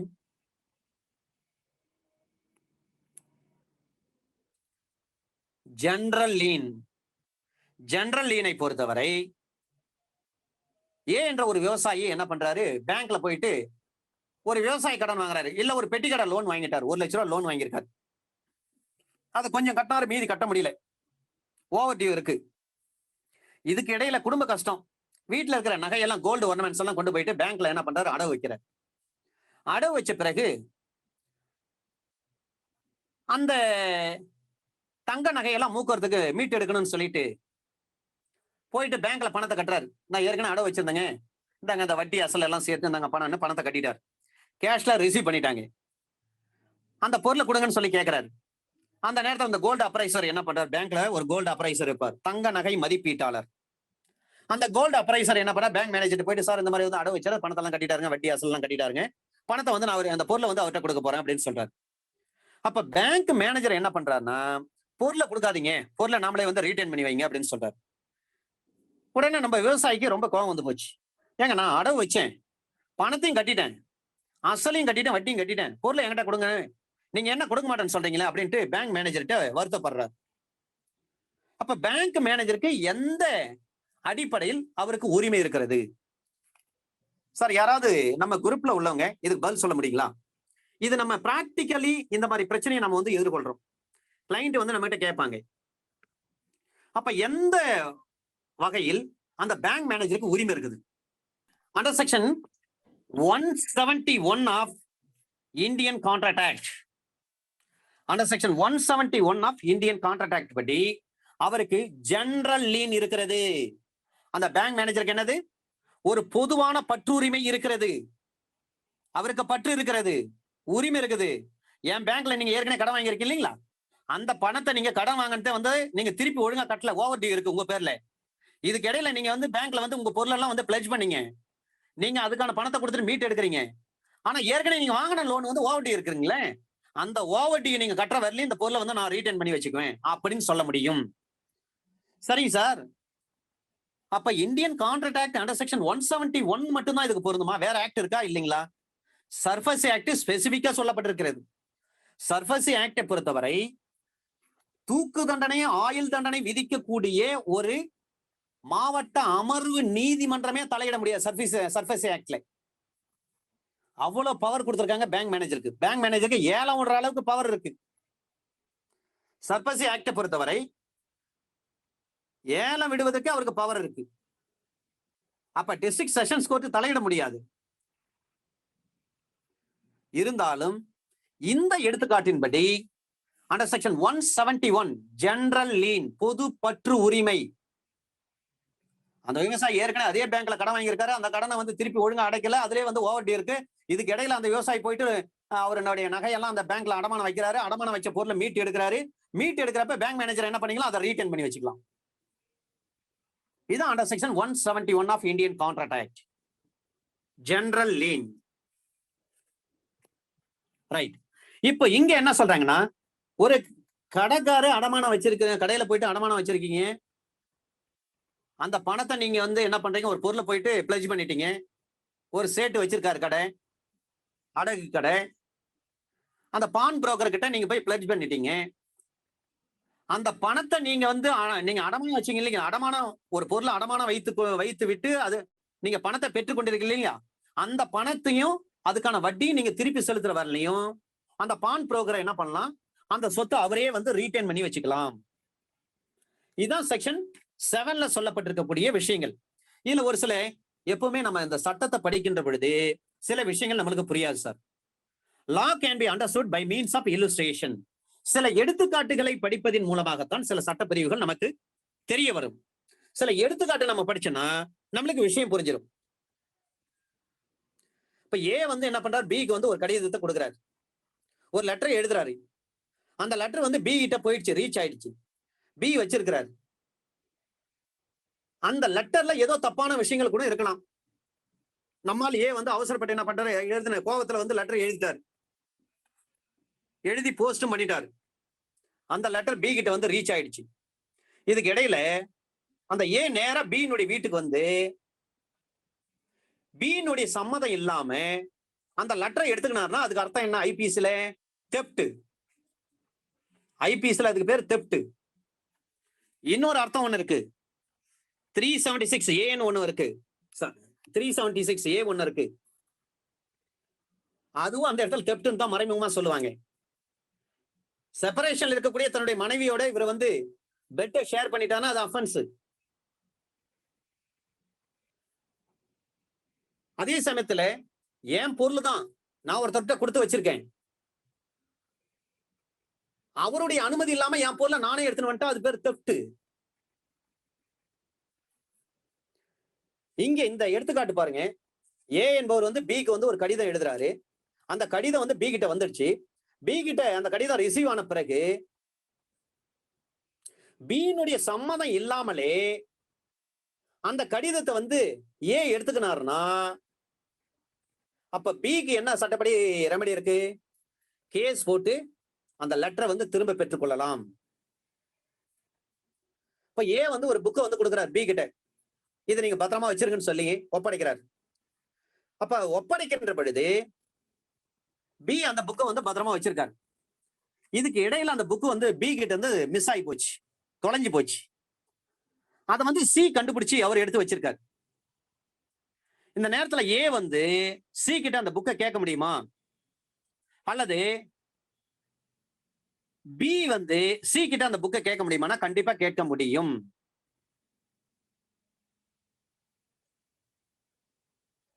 அப்ப ஏ வந்து புக்கை வந்து இது பத்திரமா வச்சீங்கன்னு சொல்லி பி கிட்ட ஒப்படைச்சிட்டார். பி வந்து அதை எங்கே தொலைச்சிட்டார், மிஸ் பண்ணிட்டாரு. அதை கண்டெடுக்கிற சி வந்து அந்த புக்கு வந்து அவர் கையில கிடைக்குது, அவர் வச்சுட்டு இருக்காரு. இதை கேள்விப்பட்ட பி என்ன பண்றாரு, ஏங்க அந்த புக்கு கொடுங்க, அது வந்து ஏன்றவர் தான் என்கிட்ட கொடுத்தாரு, வச்சிருக்க சொல்லி பத்திரமா வச்சிருக்க சொல்லி, நான் அதை மிஸ் பண்ணிட்டேன், அது எது பரவாயில்ல உங்க கையில கிடைச்சிருக்கு, அது என்கிட்ட கொடுங்கன்னு சொல்றாரு. சி என்ன சொல்றாரு, அதெல்லாம் தர முடியாதுங்க, கீழே கிடந்த பொருள் நான் வந்து தரமாட்டேங்க அப்படின்னு சொன்னார்னா பி என்ன பண்ணலாம், கேஸ் போட முடியும். இதுதான் அண்டர் செக்ஷன் 7க்கான உதாரணம், இல்லுஸ்ட்ரேஷன். இதுல 7ல இத சொல்றாங்க. 7க்கு சில ஜட்ஜ்மெண்ட் நம்ம பார்த்துட்டோம்னா கொஞ்சம் பெட்டரா இருக்கும்னு நான் நினைக்கிறேன். ஏனென்று சொன்னால் ஜட்ஜ்மெண்ட் ஒண்ணு நம்ம கூடுதலா தெரிஞ்சுக்கும். செக்ஷன் 8 நம்ம பார்த்துடலாம். அதுக்குள்ளே செக்ஷன் 8 பொறுத்தவரை உரிமையாளரே கிடையாது இவரு, ஆனா பொருளை வாங்கி வச்சிருக்கிறார். liability of person in possession not as owner to deliver to persons entitled to immediate possession. அந்த சொத்துக்கு இவர் உரிமையாளர் கிடையாது, ஆனா அந்த பொருளை வாங்கி வச்சிருக்காரு. அப்படின்னா என்ன அர்த்தம்? ஒரு நகை அடகு கடைக்காரர் வந்து அந்த நகை அடவு பிடிக்கிறாருன்னு சொன்னா அந்த நகையினுடைய உரிமையாளர் அவர் கிடையாது, வேற ஒருத்தரும் சொந்தமான நகையை கொண்டு வந்தா அவர் கடையில அடமானம் வைக்கிறார். அப்ப இந்த அடமானம் பெறுபவர் என்பவர் அந்த பொருளின் உரிமையாளர் கிடையாது, ஆனா அந்த சொத்து அவர் தான் வச்சிட்டு இருக்காரு. அவருக்கு உடனடி பொசஷன் கிடைக்குமானா கிடைக்கும். எப்பொழுது? அதுக்கு 3 விஷயங்களை சொல்றாங்க, 4 விஷயங்களை சொல்றாங்க. ஒண்ணு, அந்த உரிமை யாரு கோருகிறாரோ, இந்த சொத்து எனக்கு தான் சொந்தம், என்கிட்ட அடமானம் வச்சீங்க இல்லைங்களா, இது எனக்கு தான் சொந்தம்னு அந்த அடகு கடைக்காரர் சொல்றாருன்னா அந்த உரிமையை கோரல் செய்யப்படும் குறிப்பிட்ட அந்த பொருளினுடைய உடைமையை பிரதிவாதி பெற்றிருக்க வேண்டும். பிரதிவாதி யாருங்க? நகை கடைக்காரரு. நம்மால் கேஸ் போடுறாரு, அடமானம் வச்சவரு போயிட்டு கோர்ட்ல கேஸ் போடுறப்ப இந்த பொருள் வந்து யார்கிட்ட இருக்குங்க? பிரதிவாதி கிட்ட இருக்குதுங்க. அப்ப அந்த பொருள் பிரதிவாதியிடம் இருக்க வேண்டும், முதல் பாயிண்ட். 2வது, அந்த பொருள் ஒரு அசையும் சொத்தாக இருக்க வேண்டும். நகைன்றது ஒரு அசையும் சொத்து. 3வது, அந்த பிரதிவாதி அந்த பொருளின் மீது உரிமை கோருகின்ற பொழுது அந்த பொருளினுடைய உரிமையாளராக இருக்கக்கூடாது. அந்த டிஃபெண்டன்ட் வந்து அந்த சொத்தினுடைய ஓனரா இருக்கக்கூடாது. 4வது, அந்த பொருளினுடைய உடனடியான உடைமைக்கு உரிமை பெற்றிருக்கணும், இம்மிடியட் பொசஷன் இருக்கணும். இந்த 4 விஷயங்களை பாக்குறாங்க.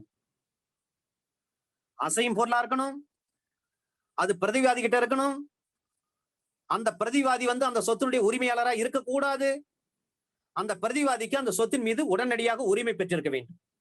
இந்த 4 நிபந்தனைகள் இருக்கும் பட்சத்தில் தான் அவற்றை எக்ஸிக்யூட் பண்ண முடியும். இப்ப எப்படி செய்ய முடியும்? இத நீங்க 1 by 1 அண்டர் செக்ஷன் 8 கிளாஸ் ஏல சொல்றாங்க. பிரதிவாதி வாதியின் சொத்துக்கு முகவரா இருக்கணும் அல்லது ட்ரஸ்டியா இருக்கணும். ட்ரஸ்டினா பொறுப்பாண்மையர், பொறுப்பு உள்ள ஒரு நபர்னு அர்த்தம். இரண்டாவது அண்டர் செக்ஷன் 8 கிளாஸ் பி, வாதிக்கு ஏற்பட்ட இழப்பு பணத்தால் ஈடு செய்யப்பட முடியாததாக இருக்கணும். பணத்தால ஈடு செய்ய முடியாது. சே ஃபார் எக்ஸாம்பிள், ஒருத்தருக்கு ஒரு ஒலிம்பிக்ல விளையாடி ஒரு கோல்டு மெடலிஸ்ட் வாங்கிட்டு வர்றாரு ஒரு டிராஃபி. அந்த டிராஃபிய வச்சிருக்கிறாரு, எதிர்பார்த்திட்ட கொடுத்திருக்கிறாரு, அவர் வச்சிருக்காருன்னு வச்சுங்க.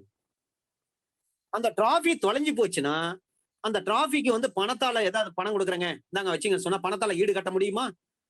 ஒலிம்பிக்ல வாங்கின மெடல் அது, அப்படி இல்லைன்னா ஆஸ்கார் விருது அது. அப்ப அதையெல்லாம் பணத்தால ஈடு கட்ட முடியுமா? முடியவே முடியாது. அப்ப வாதிக்கு ஏற்பட்ட இழப்பு பணத்தால் ஈடு செய்யப்பட முடியாததாக இருக்கணும். இது under section 8 clause B. 8 clause C பொறுத்தவரை அந்த இழப்பை உறுதி செய்வது மிகவும் கடினமானதா இருக்கணும், கஷ்டமா இருக்கணும். அண்டர் செக்ஷன் 8 கிளாஸ் டி சொல்றாங்க, வாதியிடமிருந்து அந்த பொருளை தவறான முறையில் மாற்றம் செய்யப்பட்டிருக்கணும். இந்த 4 விஷயங்களை சொல்றாங்க அண்டர் செக்ஷன் 8ல ஏ பி சி டி. ஏல என்ன சொல்றாங்க? அவர் ஏஜென்ட்டா இருக்கணும், அப்படி இல்ல ஒரு ட்ரஸ்டியா இருக்கணும். பில என்ன சொல்றாங்க? பணத்தால ஈடு செய்ய முடியாம இருக்கணும். சில என்ன சொல்றாங்க? அந்த இழப்பை வந்து உறுதி செய்வது ரொம்ப கஷ்டமா இருக்கணும். டில என்ன சொல்றாங்க? அது தவறான முறையில வந்து உரிமை மாற்றம் செஞ்சிருக்கணும். இதுதான் செக்ஷன் 7 செக்ஷன் 8. இந்த செக்ஷன் 7 செக்ஷன் 8 பொறுத்தவரை ஒரு சின்ன வேறுபாடு பார்த்தால் உங்களுக்கு ஈஸியாக புரியும். செக்ஷன் 7 படி அளிக்கப்படக்கூடிய நிவாரணம் ஒரு பொதுவான நிவாரணம். அது சொத்து, அது தரப்பினர்களுக்கிடையான உறவிலிருந்து வந்ததாகும். ஏன்னா ஃபேமிலி செட்டில்மெண்ட் இருக்கும், அதுல பிரச்சனை வந்திருக்கும். எனக்கு ஷேர் வேணும், உனக்கு ஷேர் வேணும்னு சொல்லிட்டு கேஸ் போடுறதா இருக்கும். ஆனா செக்ஷன் 8ல நீங்க கேஸ் போடுறீங்கன்னு சொன்னா அந்த நிவாரணம் சிறப்பு தன்மை வாய்ந்ததாகும். அது சொத்தினுடைய தன்மையை அல்லது தரப்பினர்களுக்கிடையே இருக்கக்கூடிய 4 சூழ்நிலைகள் A B C D under section 8, under section 8 clause A, clause B, clause C, clause D, இந்த 4 சூழ்நிலைகள் சிறப்பான சூழ்நிலைகளை சார்ந்ததாக இருக்கும். அண்டர் செக்ஷன் 8ல நீங்க கேஸ் போடணும்னு சொன்னா இந்த 4 சூழ்நிலைகள் பொருந்தி வர வேண்டும். செக்ஷன் 7ஐ பொறுத்து நீங்க பார்த்தீங்கன்னா ஒரு குறித்த வகை அசையும் சொத்தினுடைய உடைமைக்கான அது தற்காலிகமா இருக்கணும், சிறப்பான உரிமை பெற்று இருக்கணும். அப்படி இருக்கக்கூடிய ஒரு நபர் செக்ஷன் 7இன் கீழ் அந்த சொத்தின் உரிமையாளர் மீது வழக்கு போடலாம். எடுத்துக்காட்டு, ஒரு நகை அடகு கடைக்காரர் இருக்காரு. அடகு வச்சுட்டு இவர் ரொம்ப நாள் நம்மால வந்து பணம் கட்டாம இருப்பார், வட்டி கட்டாம இருப்பார். இப்ப அடகு பெற்றவர் தனக்கு வர வேண்டிய தொகைக்காக அடகு வைத்த சொத்தின் உரிமையாளர் மீது வழக்கு போட முடியுமானா போட முடியும். அந்த பான் புரோக்கர் என்ன பண்ணலாம்? கேஸ் போடலாம். சார், இவர் வந்து இந்த வைரத்தை வந்து எங்க கடையில வந்து அடகு வச்சாருங்க, ஆனா வந்து அவர் இன்னும் மீட்டு எடுத்துக்க மாட்டாரு, அசலையும் கட்ட மாட்டாரு, வட்டியும் கட்ட மாட்டாரு. எனவே அவரை வந்து இந்த அசல் வட்டியை கட்ட சொல்லி உத்தரவிடலாம். அப்படி இல்லைன்னா அதற்கு ஈடாக அவரால் வைக்க என் கடையில வச்சிருந்த அந்த வைரத்தை நாங்களே எடுத்துக்கிறோம்னு சொல்லி கோட்டாராகிய நீங்கள் வந்து எங்களுக்கு அனுமதி கொடுங்க அப்படின்னு சொல்லிட்டு கேட்கலாம். ஆனா இந்த மாதிரி இததான் அண்டர் செக்ஷன் 172 இந்தியன் கான்ட்ராக்ட் ஆக்ட்ல சொல்றாங்க, பிளட்ஜின் அடகை பற்றி அங்க பேசுகிறார்கள். அப்ப அடகு வச்சு என்ன பண்ணலாம்? நீண்ட நாளா அவர் கடையில இருக்கின்ற பொழுது அந்த சொத்து அவரே என்ன பண்ணலாம்? கேஸ் போட்டு எடுத்துக்கலாம். இதுதான் செக்ஷன் 7. செக்ஷன் 8ல அந்த மாதிரி ஏதாவது பண்ண முடியுமானா முடியாது. செக்ஷன் 7ல கொடுக்கக்கூடிய ஒரு நிவாரணம் ஒரு தற்காலிகமான நிவாரணம். அது மட்டுமல்ல, அது சிறப்பான உரிமையுடைய ஒரு அசையும் சொத்தை மீள பெறுவதற்கு அல்லது மாற்று வழியில் இதன் இழப்பீட்டை பெறுவதற்கு பயன்படும். சிறப்பான உரிமையுடைய அசையும் சொத்துன்னா என்ன அர்த்தம்? ஒரு கோஹினூர் வைரம். செக்ஷன் 8ல அளிக்கப்படக்கூடிய நிவாரணத்தை பொறுத்தவரை குறித்த வகை அசையும் சொத்து.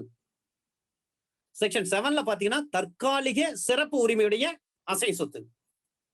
செக்ஷன் 8 பொறுத்தவரை குறித்த வகை அசையும் சொத்து. அதை அப்படியே கொடுக்கணும்.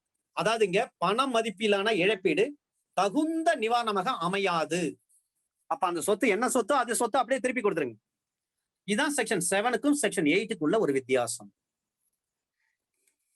அதன்படி செக்ஷன் 8க்கு ஒரு வழக்கு நம்ம பார்த்துடலாம் sir. 2019 volume 6 CTC page number 580. 2019 volume 6 CTC page number 580. Madurai high court bench of Madras கொடுத்த தீர்ப்பு இது. இதுல என்ன சொல்றாங்கன்னா, இந்த தமிழ்நாடு அமெண்ட்மெண்ட் இந்த 29 of 2012 வந்து பாருங்க. Held after even after amendment to section 17 of the Registration Act, non-registration of a sale agreement would not render a suit for specific performance not maintainable. Recently, D. Devarajan versus Alfonsa Mary. D. Devarajan versus Alfonsa Mary and another High Court of Madras கொடுத்த judgment இது. 2020 Volume 1 Madras Weekly Notes Civil page number 162. 2020 Volume 1 MWN Madras Weekly Notes Civil page number 162. MWN Madras Weekly Notes. MWN Civil page number 162. D. Devarajan versus Alfonsa Mary. The court held that non-registration of an agreement of sale was not a total bar to look into the contract. Non-registration of an agreement, non-registration of an agreement of sale was not a total bar to look into the contract. The court referred to the two exceptions carved out to section 49 of the Registration Act. Such unregistered document can be looked into for collateral purpose. First point. Second point, used as evidence in a suit for specific performance, and held that when the statute itself prescribed a legislative route within its scheme, the same cannot be denied to the plaintiff. ஒரு sale agreement வந்து register பண்ணலன்னு சொன்னதுனால specific performance வந்து கேட்க முடியாதுன்னு சொல்ல முடியாது. Under section 49ல வந்து ரெண்டு விஷயத்தை டீல் பண்றாங்க. ஃபர்ஸ்ட் விஷயம் என்ன சொல்றாங்கன்னா, தமிழ்நாடு ரெஜிஸ்ட்ரேஷன் ஆக்ட்ல அண்டர் செக்ஷன் 49ல such unregistered document can be looked into for collateral purpose.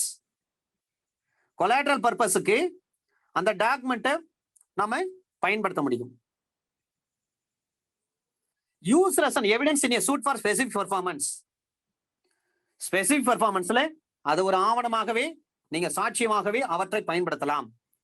D Devarajan versus Alphonsa Mary 2020 volume 1 Madras weekly note civil page number 162.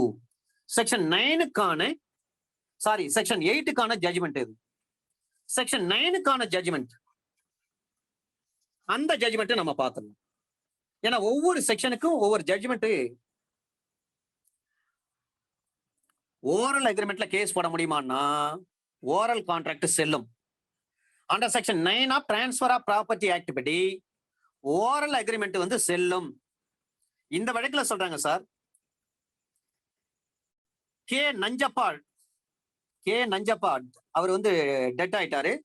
By legal representatives versus K Nanjappa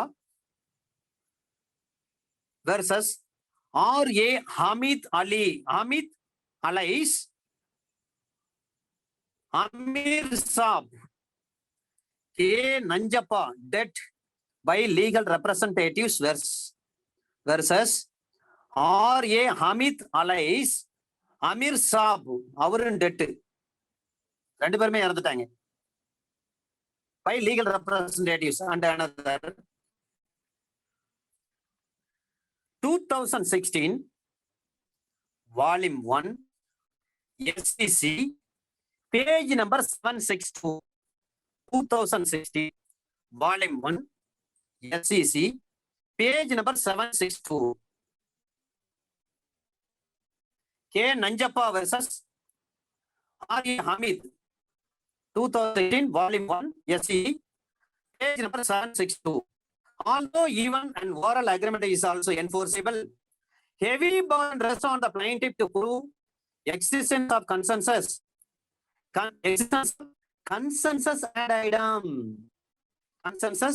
ad idem between parties for a concluded or binding agreement. That there was a concluded or not would be a subject and would be not to be consensus of the each individual case. It has to be established by the plaintiff that vital fundamental terms for sale of immovable property were concluded between the parties. Oral கான்ட்ராக்ட்ல oral அக்ரிமெண்ட்ல நீங்க case போடுறீங்கன்னு சொன்னா பிளைன்டிஃப்க்கு தான் Burton வந்து அதிகம். அவர் தான் நிரூபிக்கிறது ரொம்ப கஷ்டம். பர்டன் ஆஃப் ப்ரூஃப்னு சொன்னோடனே அந்த செக்ஷன் 101 இந்தியன் எவிடன்ஸ் ஆக்ட் உங்களுக்கு நினைவில் வர வேண்டும். Who can be sued the suit? யார் வழக்கு தொடுக்கிறார்களோ that person has to be proved beyond the reasonable doubt. அந்த நபர் தான் சந்தேகத்துக்கு இடமின்றி அந்த வழக்கை நிரூபிக்க வேண்டும். Under section 101 Indian evidence act 1872. Under section 102 onus proof burden வந்து ஷிஃப்ட் ஆகும். பிளைன்டிஃப் சொல்றத டிஃபெண்டன்ட் மறுக்கிறாரு. சில நேரங்களில் கிரிமினல் கேஸ்ல வந்து அலிப்பி எடுப்பாங்க. யார் அலிப்பி எடுக்கிறாங்களோ அவங்க தான் நிரூபிக்கணும். ப்ராசிக்யூஷன் நிரூபிக்க வேண்டிய அவசியம் கிடையாது. Under section 102 of Indian evidence act படி ஓனர்ஸ் ப்ரூஃப் ஷிஃப்ட் ஆகுது. அந்த பர்டன் வந்து ஷிஃப்ட் ஆகுது. Burden always lies on the shoulder of the person who can be instituted the suit.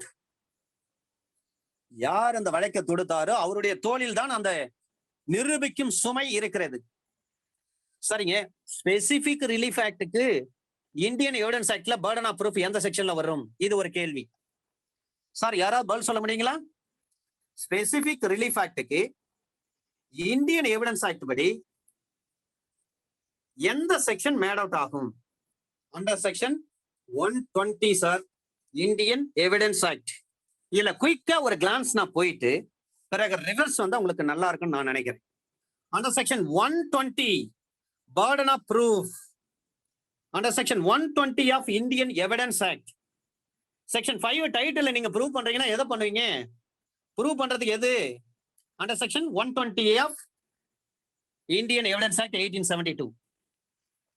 Section 6 பொறுத்தவரை பொசஷன் மட்டும்தான் கிடைக்கும். அது அன்லாஃபுல் மீன்ஸா இருக்கும். அப்பீல் கிடையாது, ரிவ்யூ கிடையாது, ஆனா ரிவிஷன் மட்டும்தான் உண்டு. டைட்டில பேஸ் பண்ணி செக்ஷன் 6ல வந்து கேஸ் போட கேஸ் ஃபெயில் ஆயிடும். டைட்டில் அங்க பேஸ் பண்ண முடியாது. செக்ஷன் 7 செக்ஷன் 5 வந்து சிபிசி சொல்றதுதான் கேட்கும். செக்ஷன் 7 வந்து நாட் அஸ் ஏ ஓனர். 7 பொறுத்தவரை immediate possession.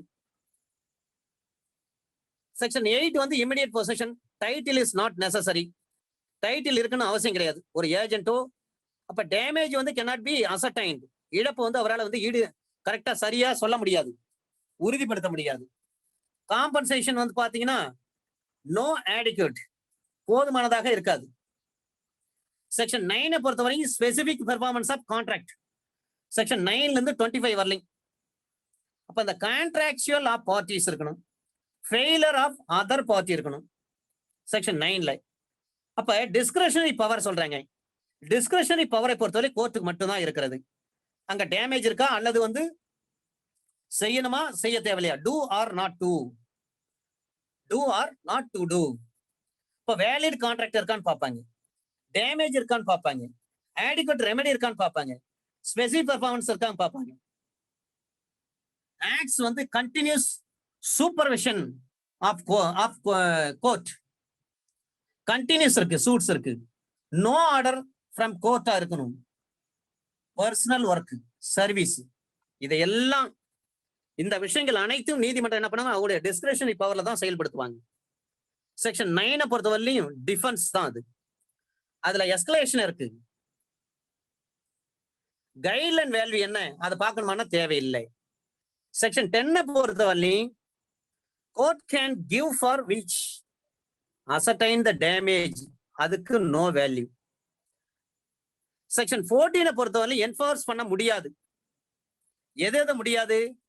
Compensation is adequate, நிவாரணம் போதுமாக இருக்கும் பட்சத்தில் ஸ்பெசிபிக் ரிலீஃப் வந்து கேட்க முடியாது.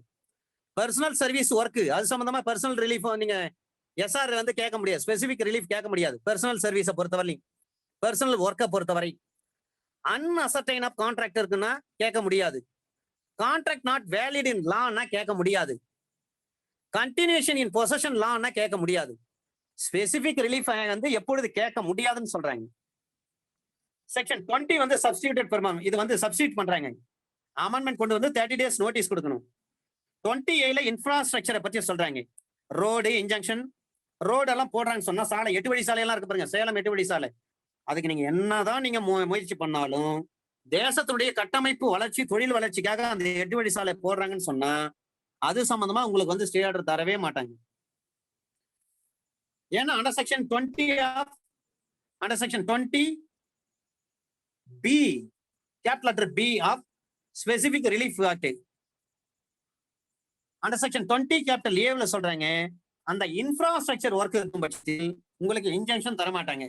அப்ப சேலம் 8 வழி சாலை அதுக்கு ஏதாவது ஸ்டே கண்டிப்பா தர மாட்டாங்க. தேசத்துடைய முன்னேற்றம் அதுக்காக தேசத்துடைய உள்கட்டமைப்பு வசதியை செய்வதற்காக அந்த போடுறாங்கன்னா அதை எதிர்த்து நீங்க சுப்ரீம் கோர்ட்டுக்கு போனாலும் சரி உங்களுக்கு இன்ஜங்ஷன் எல்லாம் தரமாட்டாங்க. செக்ஷன் 20B ஸ்பெஷல் கோர்ட் பத்தி பேசுறாங்க. 20C வந்து ஸ்பீடி டிஸ்போசல் பத்தி பேசுறாங்க. அந்த செக்ஷன் 41HA அந்த ஷெட்யூல் ரிலேட்டிங் என்னென்ன ஷெட்யூல் கொடுத்துருக்காங்களோ அந்த ஷெட்யூல்ல இருக்கக்கூடியது அது சம்பந்தமா உங்களுக்கு இன்ஜங்ஷன் தரமாட்டாங்க. செக்ஷன் 41 வந்து அது சிச்சுவேஷன் என்னன்னு பாக்குறாங்க. 15 பொறுத்தவரையிலையும் who can obtain specific performance, specific relief, negotiation, revision, amalgamation of company, promoters of company, இதையெல்லாம் பார்ப்பாங்க செக்ஷன் 50ல. செக்ஷன் 16 பொறுத்தவரை யார் யாருக்கு இது வந்து கொடுக்க முடியாது, ஸ்பெசிபிக் ரிலீஃப் யார் யாருக்கு கொடுக்க முடியாது அதை பத்தி சொல்றாங்க. No privity of contract, insolvent person, unsound mind person, alternative compensation இருந்துச்சுன்னா ஆடிக்யூட்டா, அப்ப இந்த 3 விஷயங்களுக்கு ஸ்பெசிபிக் ரிலீஃப் வந்து கொடுக்க முடியாது. No privity of contract, insolvent, unsound mind, alternative compensation is adequate அப்படின்னு சொன்னா இந்த 3 விஷயங்களுக்கு ஸ்பெசிபிக் ரிலீஃப் கொடுக்க முடியாது அண்டர் செக்ஷன் 16ல. செக்ஷன் 22ல சொல்றாங்க அந்த பிளைண்ட் அமெண்ட் பண்ணணும்னா after satisfaction of the court தான் பிளைண்ட் வந்து நீங்க அமெண்ட் பண்ண முடியும். Section 24 very important. அதுல சொல்றாங்க if case is failed there is bar to filing of breach of contract. இப்ப ரெக்டிஃபிகேஷன் ஆஃப் கான்ட்ராக்ட் பத்தி சொல்றாங்க. அதுல டெர்மினேஷன் இருக்கா, கேன்சலேஷன் இருக்கா, ரெசெஷன் இருக்கா, ஏர்லியர் ஸ்டேஜ் இருக்கா அதை பார்க்கணும். செக்ஷன் 34 வந்து டெக்ளரேஷன். 34ல தேர்ட் பார்ட்டி வந்து டெக்ளரேஷன் கேட்க முடியுமானா கேட்கறாங்க. செக்ஷன் 35 வந்து only binding parties not third party. ஒரு 4-5 கேஸ் நம்ம தெரிஞ்சுனா நம்முடைய பிராக்டிஸ் எப்படி யூஸ் ஆகும். இந்த ஸ்பெசிபிக் ரிலீஃப் ஆக்ட் படி ஒரு 4-5 கேஸ் நம்ம தெரிஞ்சுக்கலாம். அந்த செக்ஷன் 10A ஒரு கேஸ். ஏ என்ன பண்றாரு, பி கிட்ட ஒரு ஒப்பந்தம் போடுறாரு, ஒரு மோனாலிசா ஓவியத்தை கொடுக்குறேன்னு சொல்லி. ஒரு மோனாலிசா ஓவியத்தை உங்ககிட்ட விற்கிறேன் அப்படின்னு சொல்லிட்டு ஏ வந்து பி கிட்ட ஒப்பந்தம் போடுறாரு. அந்த ஒப்பந்தத்தின் அடிப்படையில ஏ வந்து பி கிட்ட விற்காம தவறிட்டார், விற்க மாட்டேன்னு சொல்லிட்டார். பிறகு ஆனா கான்ட்ராக்ட் போட்டாங்க. ஆனா அந்த மோனாலிசா ஓவியத்தை வந்து விற்க முடியல. வாங்குறவர் என்ன பண்ணுவாரு, கோர்ட்டுக்கு போயிட்டு கேஸ் போட முடியுமான்னு சொன்னா கண்டிப்பாக கேஸ் போட முடியும். ஒரு மோனாலிசா ஓவியன்றது ஒரு புகழ்பெற்ற ஓவியம். அந்த ஓவியத்தை விற்கிறேன்னு சொல்றாரு ஏ என்பவர். அதற்கு அந்த ஓவியத்தை வாங்குவதற்கு பி உடன்படுகிறார். ஆனால் பிறகு என்ன பண்றாரு ஏ, அந்த ஓவியத்தை ஆர்ட் வந்து நான் விற்க மாட்டேன்னு சொல்லிட்டார். உடனே பி வந்து கேஸ் போட முடியுமானா கண்டிப்பாக முடியும். Specific relief act under section 10 clause A அதன்படி ஒரு குறித்த வகை நிவாரண சட்டத்தின் கீழ் ஒரு ஒப்பந்தத்தின் கீழ் செய்வதாக உடன்பட்ட ஒரு செயலை செய்யாமல் போனதால் ஏற்பட்ட இழப்பீட்டை உறுதி செய்வதற்கு அளவு ஏதும் இல்லாத போது நீதிமன்றம் தனது டிஸ்கிரிஷனரி பவரை பயன்படுத்தி அந்த ஒப்பந்தத்தை நிறைவேற்ற கட்டாயப்படுத்தலாம். ஏ என்பவர் ஒரு மோனலிசா ஓவியத்தை விக்கிறேன்னு சொல்றாரு. அதற்கு பி என்ன பண்றாரு, உடன்படல. பி வந்து ஒத்துக்கிறாரு. பிறகு என்ன பண்றாரு, இவங்க ரெண்டு பேரும் they are entered into agreement. சப்சிக்வெண்டா அவர் என்ன பண்றாரு, வெண்டார் வந்து நான் வந்து இந்த ஓவியத்தை வந்து உங்ககிட்ட விற்க மாட்டேன்னு சொல்லிட்டார். உடனே அந்த அக்ரிமெண்ட்ல ஈடுபட்ட அதர் பார்ட்டியாக பி என்ன பண்றாரு, கோர்ட்டு போயிட்டு கேஸ் போட முடியுமானா கண்டிப்பா முடியும். ஏன்னா அவர் ஒரு ஒப்பந்தத்தை வந்து நான் செய்யறேன்னு சொல்றாரு. செய்யறேன்னு சொல்லிட்டு செய்ய மாட்டேன் அப்படின்னு சொன்னா என்ன அர்த்தம்? ஒரு வேலை செய்யறேன்னு சொல்லிட்டு செய்ய மாட்டேன்னு சொல்றாருன்னா என்ன பண்ணலாம், கோர்ட்டுக்கு போயிட்டு கேஸ் போட்டு அந்த வேலையை செய்ய சொல்லலாம், அந்த ஒப்பந்தத்தை நிறைவேற்ற சொல்லலாம். Under section 10 clause A of specific relief act. ரெண்டாவது,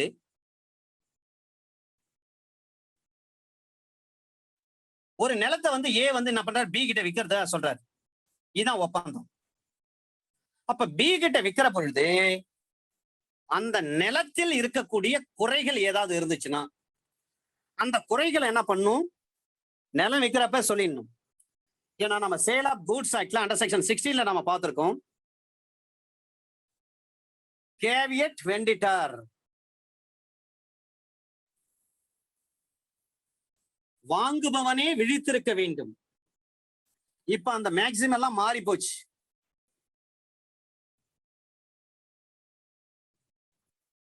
விற்பவரை என்ன பண்ண விழிப்பா இருக்கணும்.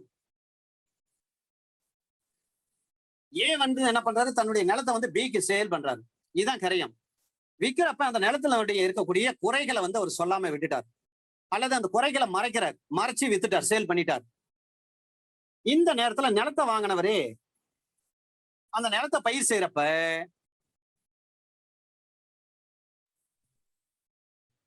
ஒரு ஆத்துல இருந்து வெள்ளம் வருதுன்னு வச்சுங்க. ஒரு ஆற்றிலிருந்து வெள்ளம் கரை புரண்டு வந்து அந்த நிலத்துடைய பயிர்கள் எல்லாம் வந்து நாசம் பண்ணிடுது. இது ஒவ்வொரு சீசன்லயும் நடக்குது, மழை சீசன்ல.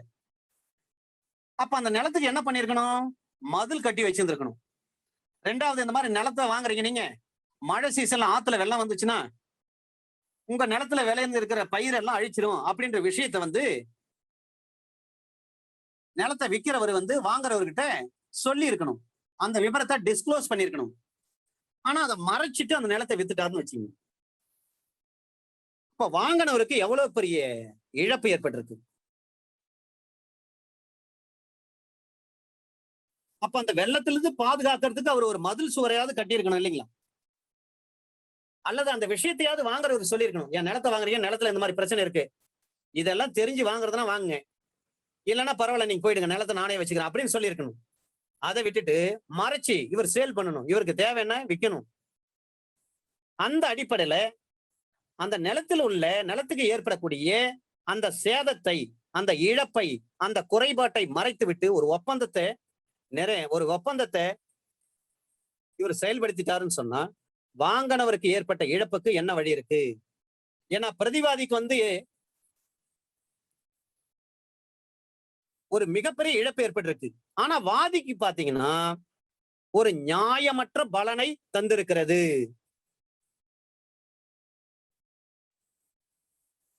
அப்ப என்ன செய்யலாம்?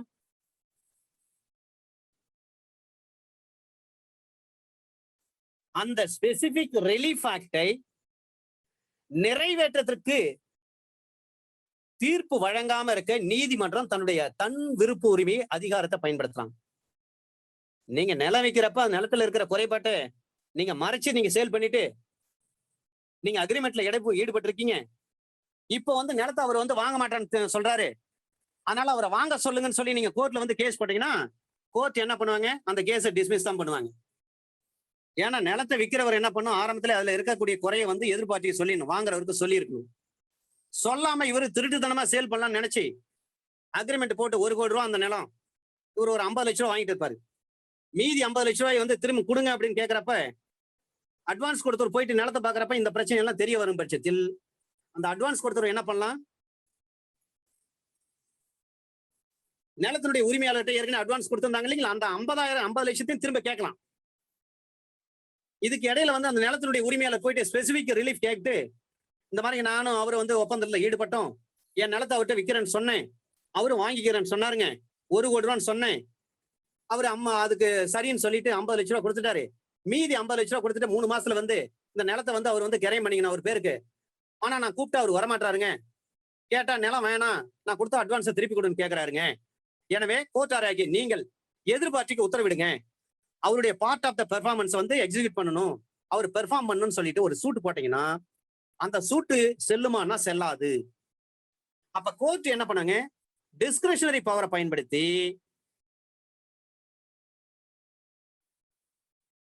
அந்த வாங்குபவருக்கு பர்ச்சேசருக்கு அவரால் ஏற்கனவே செலுத்தப்பட்ட அந்த அட்வான்ஸ் தொகையை மீட்டு கொடுத்துடலாம். முடிஞ்சா அதுக்கு வட்டியும் வாங்கி கொடுத்துடலாம். ஏன்னா விற்கிறவர் வந்து ஸ்பெசிபிக் பெர்ஃபார்மன்ஸை பொறுத்தவரை சுத்தமான கரங்களோடு தான் வரணும். ஈக்விட்டி கேட்கிறவரு ஈக்விட்டியா இருக்கணும். இந்த இடத்துல கேஸ் போட்டவர் எப்படி இருக்காருங்க, நிலத்தினுடைய உரிமையாளர், அவர் சுத்தமான கரங்களோட இல்லை, கரைப்பட்ட கரங்களோட இருக்கிறாரு. அவர் போயிட்டு எனக்கு ஸ்பெசிபிக் பெர்ஃபார்மன்ஸ் வேணும்னு கேட்டா எப்படி செய்வாங்க, கோர்ட் செய்ய மாட்டாங்க. அப்ப இது எந்த சட்டப்பிரிவுல கேஸ் போட முடியும், அண்டர் செக்ஷன் 20 சப்செக்ஷன் 2 கிளாஸ் ஏவின் படி வழக்கு போட்டு அட்வான்ஸ் பணத்தையும் வாங்கிக்கலாம், அதுக்கான வட்டியும் வாங்கிக்கலாம் நாம. ஏன்னா அந்த நிலத்துல அவ்வளவு குறை இருக்கு, இதை மறைச்சிட்டு நம்ம கிட்ட விற்கிறாரு. வாங்குறவருக்கு எவ்வளவு பெரிய இழப்பு, ஆனா விற்கிறவருக்கு நியாயமற்ற லாபம் கிடைக்கிறது. அப்ப விற்கிறவருக்கு நியாயமற்ற லாபம் கிடைச்சா கோர்ட் வந்து வேடிக்கை பார்க்காது, கோர்ட் சும்மா இருக்காது.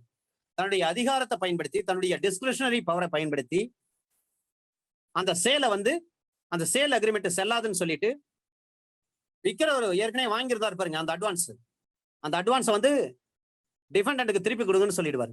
ஐ மீன் வாங்குபவருக்கு அந்த அட்வான்ஸை திருப்பி கொடுங்க, அதுக்கான வட்டியும் திருப்பி கொடுங்கன்னு கோர்ட் சொல்லிடுவாங்க. அண்டர் செக்ஷன் 20 சப்செக்ஷன் 2 கிளாஸ் ஏ. சரிங்க. செக்ஷன் இந்த லம்லி வெர்சஸ் வேக்னர் எல்லாருக்கும் தெரிஞ்ச வழக்கு இது. இந்த வழக்குல இந்த அம்மா பாடுறதுக்கு வந்து ஒப்பந்தம் போடுறாங்க, கச்சேரி நடத்துவதற்கு. ஒரு ஒப்பந்தம் சொன்னா அந்த ஒப்பந்தத்துல 2 வகையான நிபந்தனைகள் இருக்கும். ஒன்று பாசிட்டிவ் அக்ரிமெண்ட் இருக்கும், இன்னொன்று நெகட்டிவ் அக்ரிமெண்ட் இருக்கும். பாசிட்டிவ் அக்ரிமெண்ட் வந்து நிறைவேற்ற முடியுமானா முடியாது, ஆனா நெகட்டிவ் அக்ரிமெண்ட்டை நிறைவேற்ற முடியும். பாசிட்டிவ் அக்ரிமெண்ட் என்பது ஒரு ஆளை சார்ந்தது, ஆளுடைய தனிப்பட்ட உரிமையை சார்ந்தது. 2வது, அந்த பாசிட்டிவ் அக்ரிமெண்ட்டை பொறுத்தவரை நீதிமன்றத்தால் நிறைவேற்ற, அதாவது ஒப்பந்தத்தில் ஈடுபட்ட நபரால் நிறைவேற்ற முடியாத ஒரு சூழ்நிலையாக இருக்கும் பட்சத்தில், அவரால் வந்து பெர்ஃபார்ம் பண்ண முடியாது, எக்ஸிக்யூட் பண்ண முடியாத ஒரு சூழ்நிலை இருக்கிறாருன்னா கோர்ட் வந்து கம்பல் பண்ண முடியாது. ஏன்னா ஒப்பந்தமே நிறைவேற்ற முடியாத சூழ்நிலையில் இருக்கிறது, கோர்ட் கம்பல் பண்ண முடியுமா, முடியாது. அது மட்டும் இல்ல, பர்சனல் லிபர்ட்டி இங்க வயலேட் ஆகும். ஒருத்தர் கண்டிப்பா நீங்க இப்படிதான் நடக்கணும்னு வந்து கட்டாயப்படுத்த முடியாது.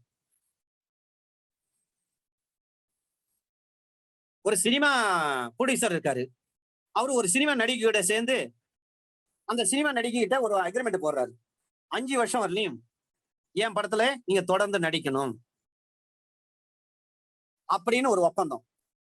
அதுல இன்னொரு வார்த்தை சொல்றாரு, இந்த 5 வருஷத்துல என் படத்துல மட்டும்தான் நடிக்கணும், வேற எந்த தயாரிப்பாளர் ப்ரொடியூஸ் படத்துல நீங்க நடிக்க கூடாதுன்னு ஒப்பந்தம். அப்ப 2 டேர்ம்ஸ் இருக்கு பாருங்க இந்த அக்ரிமெண்ட்ல. முதல் டேர்ம், என் படத்துல மட்டும்தான் 5 வருஷம் வரலையும் நடிக்கணும், நான் தயாரிக்கிற படத்துல மட்டும்தான் நீங்க 5 வருஷம் வரலையும் தொடர்ந்து நடிக்கணும். செகண்ட் டைம்ஸ் வந்து வேற எந்த தயாரிப்பாளர் படத்தில் நீங்க நடிக்க கூடாது. அப்ப அந்த அக்ரிமெண்ட்ல, அந்த ஒப்பந்தத்துல 2 வார்த்தைகள் இருக்கிறது. முதல் விஷயம் பாசிட்டிவ் அக்ரிமெண்ட், என் படத்தில் மட்டும்தான் நீங்க நடிக்க வேண்டும், நான் தயாரிக்கிற படத்தில் மட்டும்தான் நீங்க நடிக்கணும். செகண்ட் டேர்ம், வேற எந்த தயாரிப்பாளர் படத்தில் நடிக்க கூடாது. அப்ப இந்த அக்ரிமெண்ட்ல பாசிட்டிவ் அக்ரிமெண்ட் ஒண்ணு இருக்கு, நெகட்டிவ் அக்ரிமெண்ட் இருக்கு.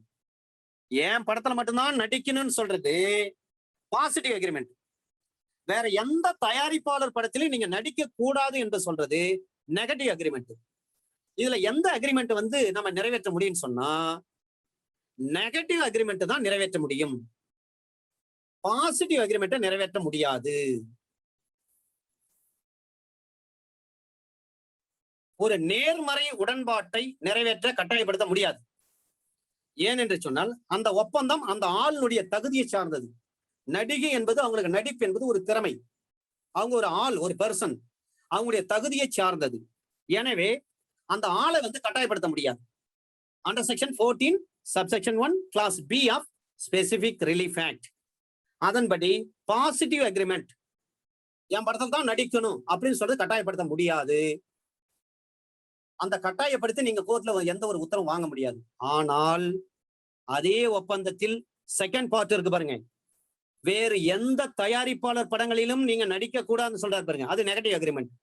அதுக்கு வேணா நம்ம என்ன பண்ணலாம், ஸ்பெசிபிக் ரிலீஃப் வாங்கலாம். அப்ப என்ன பண்ண முடியும், ஸ்டே ஆர்டர் வாங்க முடியும். வேற எந்த தயாரிப்பாளர் படத்துலயும் 5 வருஷம் நடிக்க கூடாதுன்னு சொல்லிட்டு கோர்ட்ல போயிட்டு நம்ம என்ன பண்ணலாம், ஸ்டே ஆர்டர் வாங்கிடலாம். அதுக்கு ஸ்பெசிபிக் ரிலீஃப் உண்டு. இதுதான் அண்டர் செக்ஷன் 42ல சொல்றாங்க. Under section 14 subsection 1 clause B படி பாசிட்டிவ் அக்ரிமெண்ட் ஒரு ஆளை சார்ந்த அக்ரிமெண்ட். அது ஒரு ஆள்சார் தகுதியை நிறைவேற்ற முடியாது. ஆனால் அண்டர் செக்ஷன் 42 படி ஒரு எதிர்மறை ஒப்பந்தம் இருக்கும் பட்சத்தில் அதை நிறைவேற்றலாம். எடுத்துக்காட்டாக வேற எந்த தயாரிப்பாளர் படங்களிலும் நீங்க 5 வருஷம் நடிக்க கூடாது என்பது நெகட்டிவ் அக்ரிமெண்ட். அதை நீங்கள் நிறைவேற்றலாம். அப்ப இன்ஜெக்ஷன் வாங்க முடியுமா, தடைய ஸ்டே ஆர்டர் வாங்க முடியுமா, கண்டிப்பா வாங்க முடியும். அடுத்த ஒரு எடுத்துக்காட்டு, ஒருத்தர் வந்து ஒரு நிலத்தை வந்து சேல் பண்றாரு சார். ஒரு நிலத்தை சேல் பண்றப்ப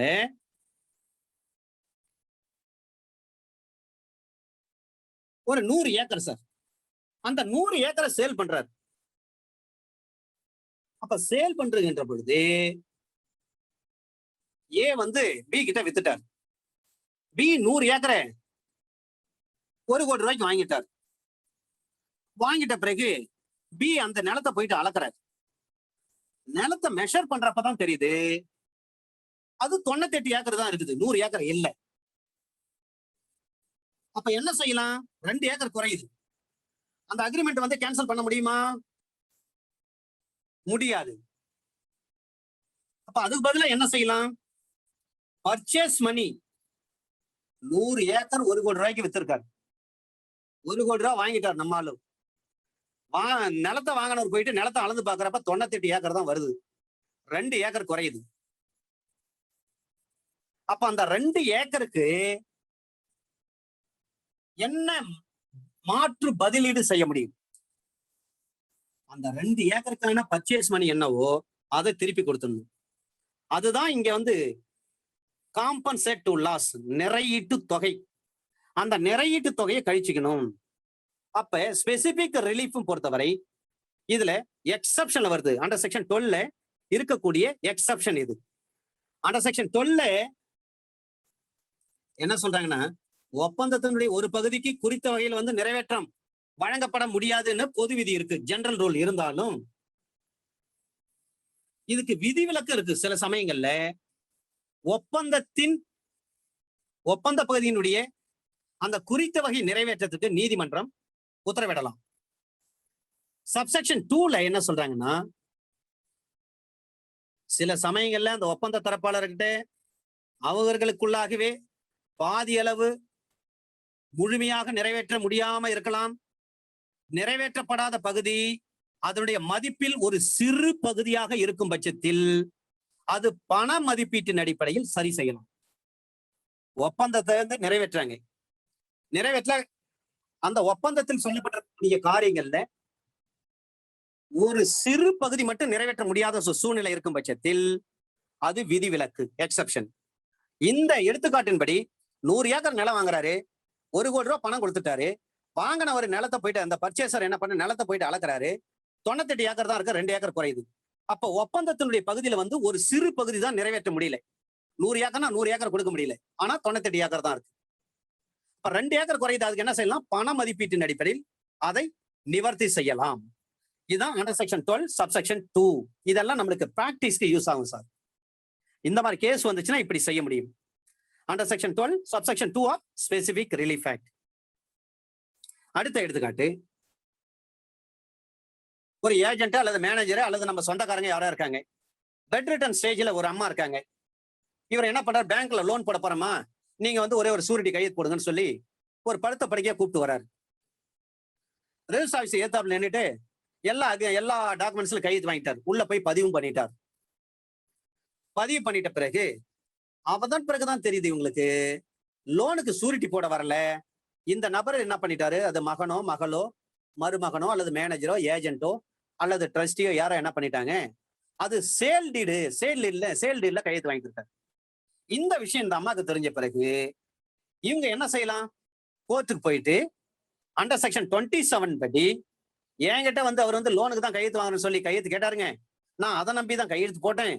ஆனா இவர் வந்து அவர் பேருக்கு சேல் டீடா அதை எழுதியிருக்காரு. எனக்கு இந்த விஷயம் இப்பதான் தெரிய வருது. எனவே அந்த ஆவணத்தை ரத்து பண்ணுங்கன்னு சொல்லி கேஸ் போட முடியுமானா முடியும். அதே மாதிரி சில பேர் என்ன பண்ணாங்க, கிஃப்ட் டீடு இதுல கையெழுத்து போடுன்னு சொல்லி கையெழுத்து வாங்கிடுவாங்க. தானமா தான் கொடுக்குறாங்கன்னு சொல்லிட்டு. ஆனா கிஃப்ட்ன்ற போர்வையில என்ன பண்ணிருப்பார், அவர் சேல் டீல்ல கையெழுத்து வாங்கி அவர் பேருக்கு கிரைம் பண்ணிருப்பார். பிறகு தெரிய வரும் பட்சத்தில் ஏமாத்தி நம்ம கிட்ட கையெழுத்து வாங்கிட்டாரு அவரு, இது வந்து தானம் சொல்லித்தானே கையெழுத்து வாங்கினாரு. ஆனா இப்ப பார்த்தா சேல் டீடா இருக்குது, கிரைய பத்திரமா இருக்கு அப்படின்னு பாதிக்கப்பட்டவங்க யாரா இருந்தாங்கன்னா உடனே அந்த பத்திரத்தை கேன்சல் பண்றதுக்கு என்ன பண்ணலாம், under section 27 of this act படி நம்ம கேஸ் போட்டு அந்த பத்திரத்தை கேன்சல் பண்ணிடலாம். இன்னும் ஒரு எடுத்துக்காட்டு, ஏன்னா எடுத்துக்காட்டு பார்த்தா தான் உங்களுக்கு ஈஸியா புரியும் இந்த ஆக்ட். ஏன் என்ன பண்றாரு, அவருடைய நிலத்தை வந்து 50,000 ரூபாய்க்கு விற்கிறேன்னு சொல்றாரு பி கிட்ட. ஆனா பி என்ன பண்றாரு, எனக்கு 50,000 ரூபாய்க்குன்னா அந்த நிலம் வேண்டாங்க, 40,000 ரூபாய்க்கு அந்த நிலத்தை கொடுத்தா நான் வாங்க தயாரா இருக்கிறேன்னு சொல்றாரு. இப்ப ப்ரொபோசல் இருக்கு, அக்செப்டன்ஸ் வந்து இதுதான். ப்ரொபோசல் என்ன 50,000 ரூபாய், அக்செப்டன்ஸ் என்ன 40,000 ரூபாய். பிறகு என்ன பண்றாரு, இல்லைங்க 50,000 ரூபாய்னா நீங்க வாங்கிக்கங்க, எல்லாம் வேண்டாங்க அப்படின்னு சொல்லிட்டாரு ஏ. உடனே பி என்ன பண்ணிட்டாரு, அதை வேண்டான்னு விட்டுட்டாரு. அதன் பிறகு பி என்ன பண்றாரு, கொஞ்ச நாள் கழிச்சு நான் 50,000 ரூபாய்க்கு வாங்குறதுக்கு தயாரா இருக்கிறேன், நீங்க அந்த காரை என்கிட்ட கொடுங்கன்னு சொல்லி கேட்கிறாரு. இப்போ ஏ வந்து அந்த காரை விற்கிறது ரெடியா இல்லை. அவருக்கு அந்த நேரத்துல ஏதோ கஷ்ட சூழ்நிலை, அதனால தன்னுடைய காரை வந்து 50,000 வாங்கிக்கிங்கன்னு சொல்லி கேட்டார், விற்கிறதுக்கு ரெடியா இருந்தார். அப்ப வாங்குறவர் வந்து இல்ல எனக்கு 50,000 வேணாம், 40,000 இருந்தா நான் வாங்கிக்கிறேன்னு சொன்னார். உடனே என்ன பண்ணிட்டாரு, ஏ வந்து காரை விற்கிறது இல்லைன்னு அந்த ஒப்பந்தம் அதோட முடிஞ்சு போச்சு. அதன் பின்னிட்டு ஒரு நாள் 2 நாள் கழிச்சு 10 நாள் கழிச்சு நம்மால வாங்குறவர் என்ன பண்றாரு, சரிங்க அந்த காரை கொடுத்துருக்கேன், இப்ப நான் 50,000 ரூபாய்க்கு வாங்கிக்க ரெடியா இருக்கேன், அந்த காரை கொடுங்கன்னு சொல்றாரு. இப்ப அந்த காரினுடைய ஓனர் என்ன பண்றாரு, நான் இல்ல கார் விற்கிறதுக்கு நான் ரெடியா இல்ல, இப்ப நான் தயாரா இல்லைன்னு சொல்லிட்டாரு. இப்போ இந்த வாங்குறவர் வந்து ஏதாவது கேஸ் போட முடியுமா, இது ஒரு கேள்வி. வாங்குபவர் கேஸ் போட முடியாது. ஏன்னா ப்ரப்போசல் பண்ண உடனே அக்செப்டன்ஸ் கொடுத்திருந்தாருன்னா என்ஃபோர்ஸ் பண்ணிருக்கலாம் அந்த அக்ரிமெண்ட். ப்ரப்போசல் பண்ணிட்டாங்க, இவர் வந்து அக்செப்டன்ஸ் கொடுக்கல, அதனால அந்த அக்ரிமெண்டே வந்து கேன்சல் ஆகி போச்சு. சப்சிக்வெண்டா வந்து நான் வந்து இப்ப நான் அக்செப்ட் பண்றேன், அதனால அந்த காரை என்கிட்ட கொடுக்க சொல்லுங்க, கோர்ட் ஆராய்ச்சி நீங்க வந்து அவருக்கு வந்து உத்தரவு போடுங்க, அந்த கார் ஓனருக்கு அந்த காரை என்கிட்ட விற்க சொல்றதுக்கு, அவர் என்கிட்ட கொடுத்துட்டு 50,000 வாங்கிக்க சொல்லுங்க அப்படின்னு நீங்க கோர்ட்ல கேஸ் பண்ணா போட முடியாது. இப்படி ஒரு சில எடுத்துக்காட்டு நாம தெரிஞ்சாதான் சார். அதே மாதிரி இன்னொரு ரொம்ப இன்ட்ரெஸ்டிங்கான எடுத்துக்காட்டு இது, ஏன்னா இது நம்ம நடைமுறையில நடக்கிற விஷயம். ஏபிசி 3 பேர் இருக்காங்க சார். ஒரு இந்து கூட்டு குடும்ப ஜாயிண்ட் ஃபேமிலி ப்ராப்பர்ட்டி அது. இப்ப Hindu joint family undivided property இது. Undivided Hindu joint family property, அதாவது ஏன்செஸ்ட்ரல் ப்ராப்பர்ட்டி, மூதாதையர் சொத்து. 2 அண்ணன் தம்பி, ஒரு அண்ணன் ஒரு தம்பி ஒரு தங்கச்சி இருக்காங்க. 2 அண்ணன் ஒரு தங்கச்சி. சொத்து வந்து பொது சொத்து. இந்த 2 அண்ணனும் சேர்ந்து என்ன பண்றாங்கன்னா தங்கச்சி கிட்ட சொல்றாங்க, ஒரு ஒப்பந்தம், ஓரல் அக்ரிமெண்ட்ல கேஸ் போட முடியும், நம்ம ஏற்கனவே பார்த்துட்டோம். Section 9 of transfer of property ஆக்ட்லயே சொல்லப்பட்டிருக்கிறது. 2 பேரும் சேர்ந்து தங்கச்சி கிட்ட சொல்றாங்க, அந்த சொத்துல உங்களுக்கு பங்கு கிடையாது, அதுக்கு பதிலா நான் வந்து உங்களுடைய கல்யாண செலவெல்லாம் நாங்க 2 பேரும் சேர்த்து ஏத்துக்கிறோம், கல்யாணத்துக்கு என்ன செலவாகுமோ நாங்க 2 பேரும் சேர்ந்து அந்த கல்யாண செலவை நாங்க முடிச்சு வச்சிடறோம் அப்படின்னுட்டு அண்ணன் தம்பி 2 பேரும் சேர்ந்து தங்கச்சி கிட்ட சொல்றாங்க. இதை வந்து தங்கச்சி ஒத்துக்கிறாங்க. பிறகு கல்யாண நேரம் கூடி வருது. அப்ப அண்ணன் தம்பி 2 பேரும் என்ன பண்றாங்க, எங்க கிட்ட காசு இல்லை, நாங்கெல்லாம் வந்து எதுவும் செய்ய மாட்டோம்னு சொல்லிட்டாங்க. இதுக்கு இடையில அந்த தங்கச்சி என்ன பண்றாங்க, கஷ்டப்பட்டு கடனை உடனே வாங்கி ஏதோ அவங்க கிட்ட தெரிஞ்சவங்க மூலமா கடனை வாங்கி அவங்க கல்யாணத்தை அவங்க பண்ணிட்டாங்க. கல்யாணம் பண்ணிட்ட பிறகு தங்கச்சி கேஸ் போட முடியுமா? ஏன்னா ஏற்கனவே தங்கச்சி ஏமாத்தி தான் சொத்து 1 ஏக்கர் இருந்திருக்கும், அல்லது 3 ஏக்கர் சொத்துன்னு வச்சுங்க. 3 ஏக்கர் சொத்துல வந்து சரிசமமா பிரிக்கணும், ஆளுக்கு 1 ஏக்கர் போகணும். அண்ணன் தம்பி 2 பேருக்கும் ஒரு ஏக்கர், 2 ஏக்கர் போயிடும். தங்கச்சிக்கு 1 ஏக்கர், இப்படிதான் வந்து பார்ட்டிஷன் பண்ணியிருக்கணும். ஆனா அண்ணன் தம்பி 2 பேரும் சேர்ந்து அந்த 3 ஏக்கர் சொத்து என்ன பண்றாங்க, தங்கச்சி கூட்டு போறாங்க ரெஜிஸ்டர் ஆபீஸ்ல. ஆளுக்கு 1.5 ஏக்கர் எழுதிக்கினாங்க. ஒரு அண்ணன் 1.5 ஏக்கர், இன்னொரு அண்ணன் 1.5 ஏக்கர். தங்கச்சிக்கு என்ன வாக்குறுதி கொடுத்துருக்காங்கன்னா, கல்யாண செலவை நாங்க 2 பேரும் ஏத்துக்கிறோம், நிலத்துல உங்களுக்கு பங்கு கிடையாதுன்னு சொல்றாங்க. இதை தங்கச்சி ஒத்துக்கணும் என்ன பண்றாங்க, ரெஜிஸ்டர் ஆபீஸ்ல கையெழுத்து போட்டாங்க. ரெஜிஸ்டர் ஆபீஸ்லயும் போயிட்டு கையெழுத்து போட்டு வந்துட்டாங்க. ஆனா சப்சிக்வெண்ட் இவங்க தங்கச்சி வந்து கல்யாணம் பண்றாங்க. அந்த நேரத்துல ரெண்டு அண்ணனும் கல்யாணத்து செலவுக்கு 1 பைசா கூட தர மாட்டேன்னு சொல்லிட்டாங்க. இப்ப தங்கச்சிக்கு என்ன வழி இருக்கு? ஸ்பெசிபிக் ரிலீஃப் ஆக்ட் மூலமா கேஸ் போட்டு அந்த ஸ்பெசிபிக் ரிலீஃபை கேட்க முடியுமானா கண்டிப்பாக முடியும். ஏன் சார், அவங்க தான் ரெஜிஸ்டர் ஆபீஸ்ல கையெழுத்து போட்டாங்களே, இதுக்கு மேல எப்படி அவங்களுக்கு சட்டப்படி செல்லு கேஸ் போடுறதுன்னு பாத்தீங்கன்னா, ஒப்பந்தத்தில் உறுதியளித்தபடி ஒரு தரப்பினர் நடந்து கொள்ள தவறும் பட்சத்தில் அவற்றை செயல்படுத்த சட்டத்தின் மூலமாக செயல்படுத்தலாம். அங்க ரெஜிஸ்டர் ஆபீஸ்ல கையெழுத்து போட்டதுனால ஒன்னும் பிரச்சனை கிடையாது. Under section 15 clause C of specific relief act. அப்ப ஏமாந்த தங்கச்சிக்கு இருக்கிற வழி என்ன வழி? Under section 15 clause C of specific relief act படி அந்த தங்கச்சி கேஸ் போட்டு அவங்க ஏற்கனவே ஆளுக்கு 1.5 ஏக்கர் 2 அண்ணனும் பிரிச்சுக்கினாங்க பாருங்க, அதை 2ஐயும் பொதுவாக்கி அதுல 1 ஏக்கர் அவங்க வாங்கிக்கலாம். அல்லது திருமண செலவு எவ்வளவு ஆச்சோ அந்த திருமண செலவை 2 அண்ணங்கிட்ட இருந்து வாங்கி கொள்ள முடியும். Under section 15 clause C. இந்த மாதிரி எடுத்துக்காட்டுகள்லாம் நமக்கு பிராக்டிகலி யூஸ் ஆகும் சார். இந்த ஆக்ட அடுத்த கிளாஸ்ல இன்னும் டீப்பா பார்க்கலாம். ஏன்னா இன்னும் நிறைய செக்ஷன் வந்து விரிவா உள்ள போனாதான் நிறைய விஷயங்கள் புரியும். ஸ்பெசிபிக் ரிலீஃப் ஆக்ட் வந்து வெரி இம்பார்ட்டன்ட் ஆக்ட். இது நம்மளுக்கு பிராக்டிஸ்க்கு அவ்வளவு யூஸ்ஃபுல். நிறைய கேசஸ் இதுல வருது, பிறகு பார்க்கலாம்.